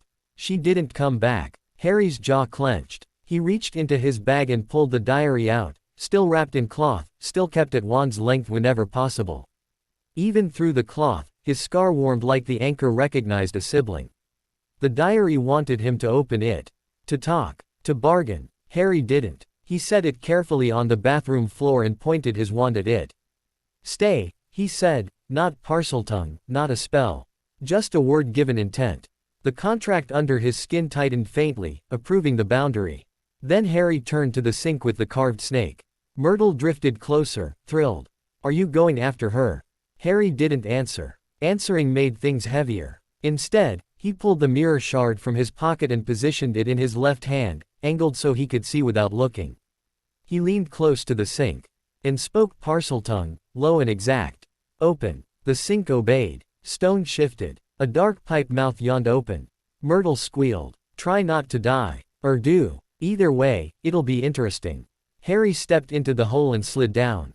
Cold air rushed up. Darkness swallowed him. And as he fell, the whisper in his scar curled like a satisfied serpent. Good boy. Harry clenched his jaw so hard it hurt. No bargains. He landed in the tunnel hard enough to jar his teeth. Water dripped somewhere deep. The air smelled of rotten old stone. He rose slowly, wand raised. Mirror shard angled forward. Lumos bloomed pale. The serpents carved into the walls seemed to watch him.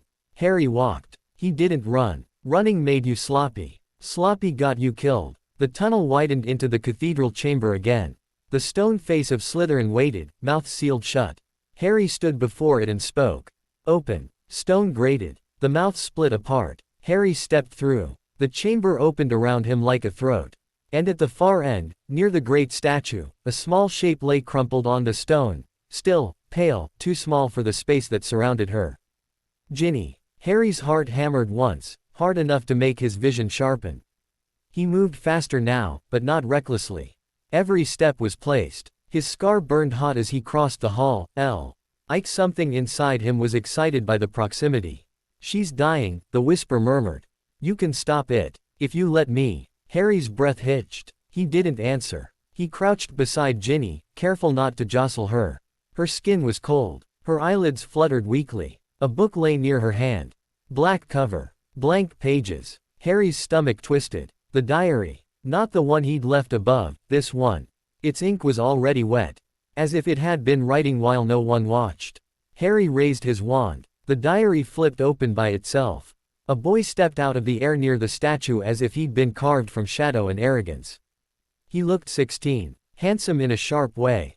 Dark hair neat. Eyes too calm. Tom Riddle. Not ink now. Not letters. A person-shaped memory wearing confidence like a crown.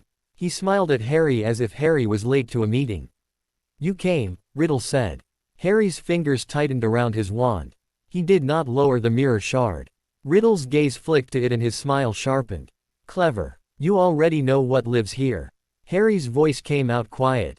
Let her go. Riddle laughed softly. She gave herself to me, he said, and the lie was smooth enough to almost sound like truth. Harry felt the contract tighten under his skin as if it disliked the sentence. Riddle stepped closer, eyes glinting.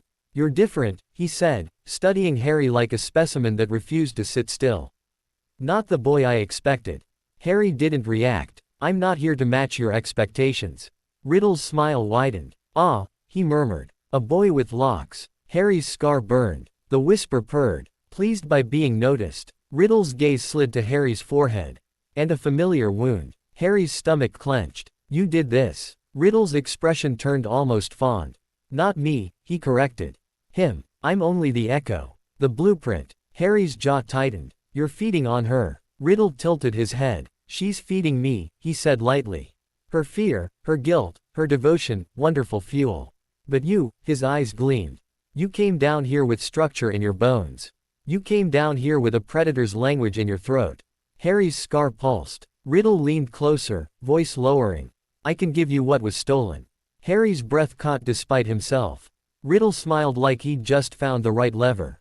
Your parents, he murmured. Their faces. Their voices. Their names spoken with warmth instead of weaponry. Harry's fingers trembled, just once. The whisper in his scar slid closer, eager and poisonous. Say yes. Harry's throat tightened. He wanted it. He hated that he wanted it. Riddle watched the war flicker across Harry's eyes and smiled wider. You've been kept, he whispered. Bound, veiled, starved. Let me fix it. Harry forced his breathing steady. House Vale had taught him what truth bait looked like. This was truth bait dipped in honey. Harry's voice came out quiet, sharp. If you could give them back, he said, you wouldn't need to tempt me. Riddle's smile faltered for the first time, just a hair. Then it returned, colder. Fine, he said softly. Then you'll learn the cost another way. He lifted his hand, not a wand, just intent. The air shivered, and the chamber answered. A hiss rose like steam escaping a wound. The canal's black water stirred. Harry's scar flared hot, almost joyful. Riddle's eyes gleamed. Wake, he hissed in Parseltongue. The stone under Harry's feet vibrated. Then the basilisk emerged. It wasn't a snake. It was a catastrophe given scales. Its head rose from the canal, huge, ridged. Eyes like molten gold, deadly, absolute. Its body slid through the water with slow confidence, the kind that came from never being challenged. Harry's mirror shard caught its reflection. And even in reflection the sight made his stomach drop. Riddle stepped back, smiling like a child watching a toy begin to move. "Kill him," Riddle hissed. The basilisk's head turned toward Harry. Harry did not look at its eyes. He didn't have to. He could feel the weight of that gaze reaching for him like a hand. Harry's scar screamed, pressure behind his eyes, the anchor inside him urging towards something that matched its predatory frequency. The whisper roared, "Let me in." Harry crushed Kalen's old knot charm instinctively. Then remembered too late. He'd used it last year. The charm dust was long gone. He had no borrowed anchor now.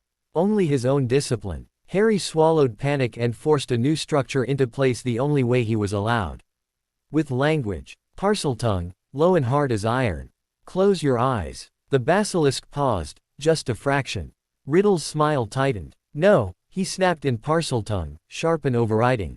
"Open." The basilisk's eyelids twitched. For a heartbeat. It hesitated between commands. Harry's chest tightened. Authority mattered in old magic. Not by volume, by claim. Riddle had blood claim. Harry had something else. Harry's contract hummed under his skin, cool and firm. Name weight clause. True intent. Harry's voice dropped even lower, the words precise. "I claim no throne," Harry hissed. "I claim only this. You will not look at me." The chamber shivered. Not because the basilisk obeyed. Because the intent behind the words was absolute. The basilisk's head jerked slightly, as if something had tugged its attention sideways. Riddle's eyes narrowed. "Interesting," he murmured aloud. "You don't command like an heir. You command like a ward." Harry didn't reply. The basilisk lunged. Harry moved. Not like a duelist, like a person dodging a collapsing wall. Stone exploded where its fangs struck. The impact shook the chamber. Harry rolled, wandlight flickering, mirror shard flashing. He kept. The basilisk in reflection, always reflection, never direct. Riddle laughed softly. "You can't run forever." Harry's scar burned, the anchor pressing against its seal like it wanted to connect to the basilisk's hunger, to borrow it. To become it. The whisper surged again, seductive and vicious.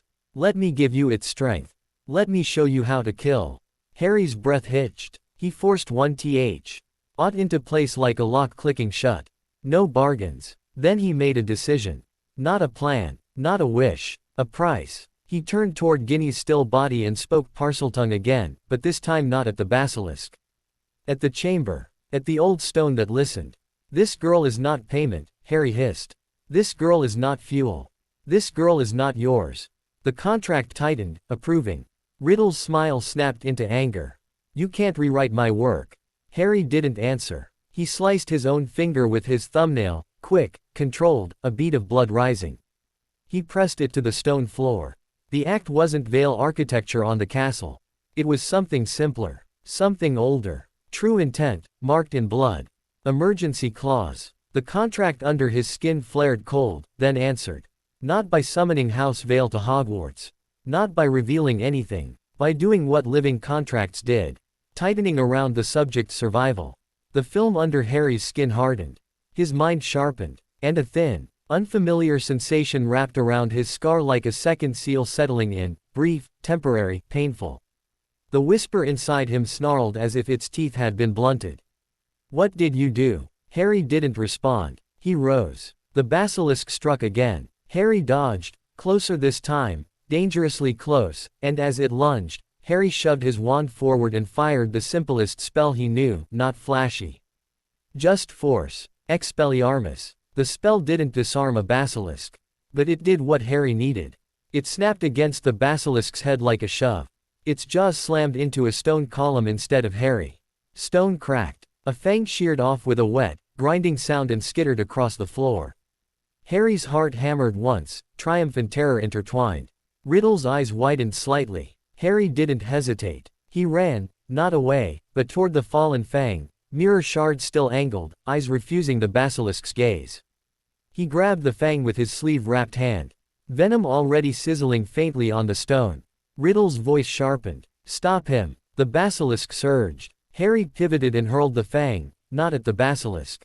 At the diary. The fang slammed through the black cover like a spear. The diary convulsed. Ink exploded across the page like blood. Riddle screamed. Not a boy's scream. Something older tearing itself apart.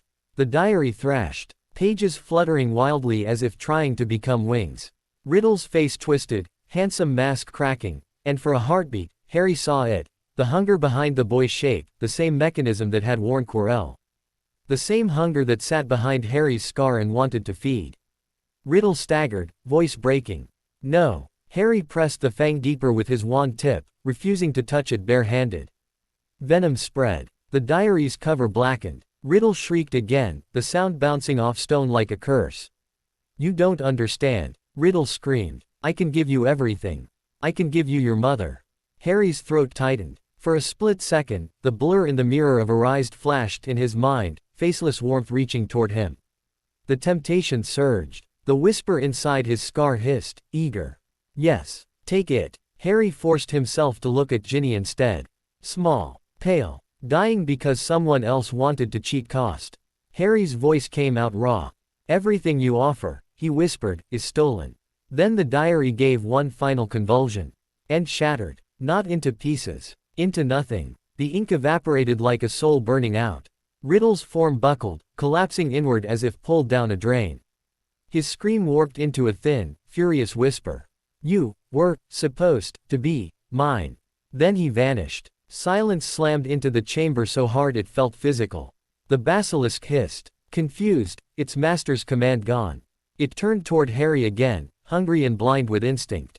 Harry's scar burned, but the temporary second seal held it back. Harry raised Parseltongue once more, low and absolute. Sleep. The basilisk paused, not fully obedient, but suddenly less certain, because the chamber's true command voice had just been erased, and Harry's intent had been the last thing to carve itself into the air.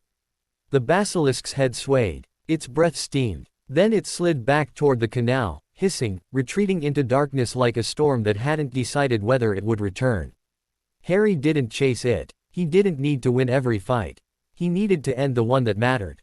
He dropped to his knees beside Ginny and pressed his fingers to her neck.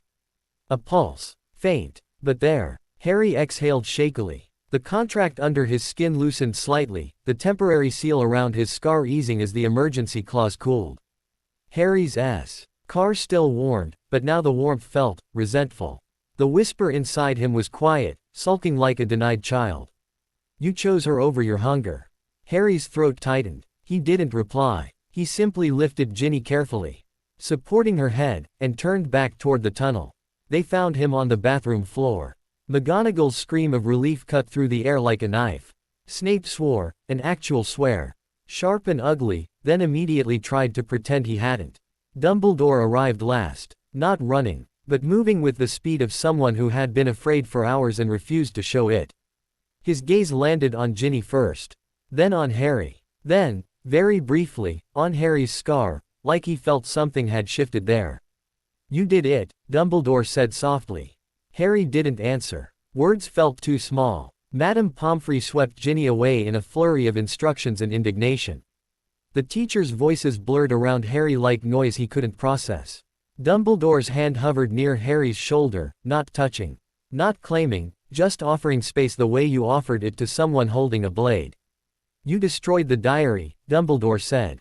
Harry nodded once. Dumbledore's eyes sharpened. Do you know what it was? Harry's mouth tightened. An anchor, he said quietly. A piece of him. Dumbledore went still. Then, after a long beat, he nodded slowly. Yes, Dumbledore murmured. A fragment of Voldemort's soul. Harry's chest tightened. The confirmation landed like a lock clicking shut in his mind. In mine? Harry asked quietly. The thing in my scar. Dumbledore looked at him for a long moment, and the kindness in his eyes didn't soften the truth. I believe, Dumbledore said gently, that it is the same kind of thing. Harry's stomach turned. The whisper in his scar stirred. Offended at being named. Lies, it hissed weakly. I'm you. Harry swallowed hard. Dumbledore's voice lowered. I'm sorry, he said, and this time it wasn't a politeness. It was an admission with weight. Harry's hands curled into fists. Sorry doesn't give me my parents' faces, Harry said. Dumbledore's gaze tightened with pain. No, he agreed. It doesn't. Silence stretched. Then Dumbledore spoke again, very softly, as if offering something without trying to own it. You chose to save someone, he said. Even when temptation offered you what you wanted most. Harry's throat tightened. I didn't do it for goodness, Harry whispered. I did it because cost matters. Dumbledore studied him. Then he nodded, as if understanding something important. A very old lesson, Dumbledore murmured. Harry's scar warmed faintly. The whisper whispered, bitter and small. You could have had everything. Harry forced his breathing steady. No bargains, he thought. The whisper didn't vanish, but it quieted, because somewhere deep, even hunger understood when a door had been refused. Dumbledore's eyes lingered on Harry, on the veil name he wore like a cloak, on the discipline in his posture. On the invisible locks around his mind. You are protected, Dumbledore said quietly. By someone who understands contracts better than I do. Harry did not confirm. He did not deny. He simply met Dumbledore's gaze, steady. I'm not yours, Harry said softly. Dumbledore's expression softened, not offended, not angry. Just, accepting. No, Dumbledore said. You are not. He stepped back slightly, giving Harry space again. But, Dumbledore added, voice gentle, if you ever choose to be loud, choose it for yourself. Harry's chest tightened. He didn't answer. Because he wasn't sure he ever would. That night, alone in the Slytherin dormitory, Harry lay awake. The others slept, dreaming of safety they hadn't earned. Harry stared at the bed. Curtain and pressed 2 fingers lightly to his scar. The seal was still there. The anchor was still there. But it felt different now. Not weaker. Not stronger. Just aware that Harry had Destro. Yet one of its siblings without flinching. The whisper came, quiet as breath. You can kill pieces of him. Harry's throat tightened. Yes, he thought back, cold and steady. And I can kill pieces of you if you force me. The whisper went still. For the first time, it sounded less amused. More cautious. Harry closed his eyes. He didn't have faces to comfort him. He didn't have soft memories. But he had something else now. A proven truth. He could walk into a monster's mouth and come out carrying someone alive. Not because he was a hero. Because he was a builder. Because he understood that power wasn't just force. Power was structure. And structure was something even monsters had to pay attention to. Outside the dorm window, the lake lay black and quiet. Somewhere beneath Hogwarts, the basilisk slept again in its ancient dark. And inside Harry, a sealed hunger listened, waiting to see what kind of man a boy raised by silence would become. Harry whispered into the dark, not to the whisper, not to Voldemort. Not to anyone who might listen. To myself. One day, he breathed, I'll be loud on purpose.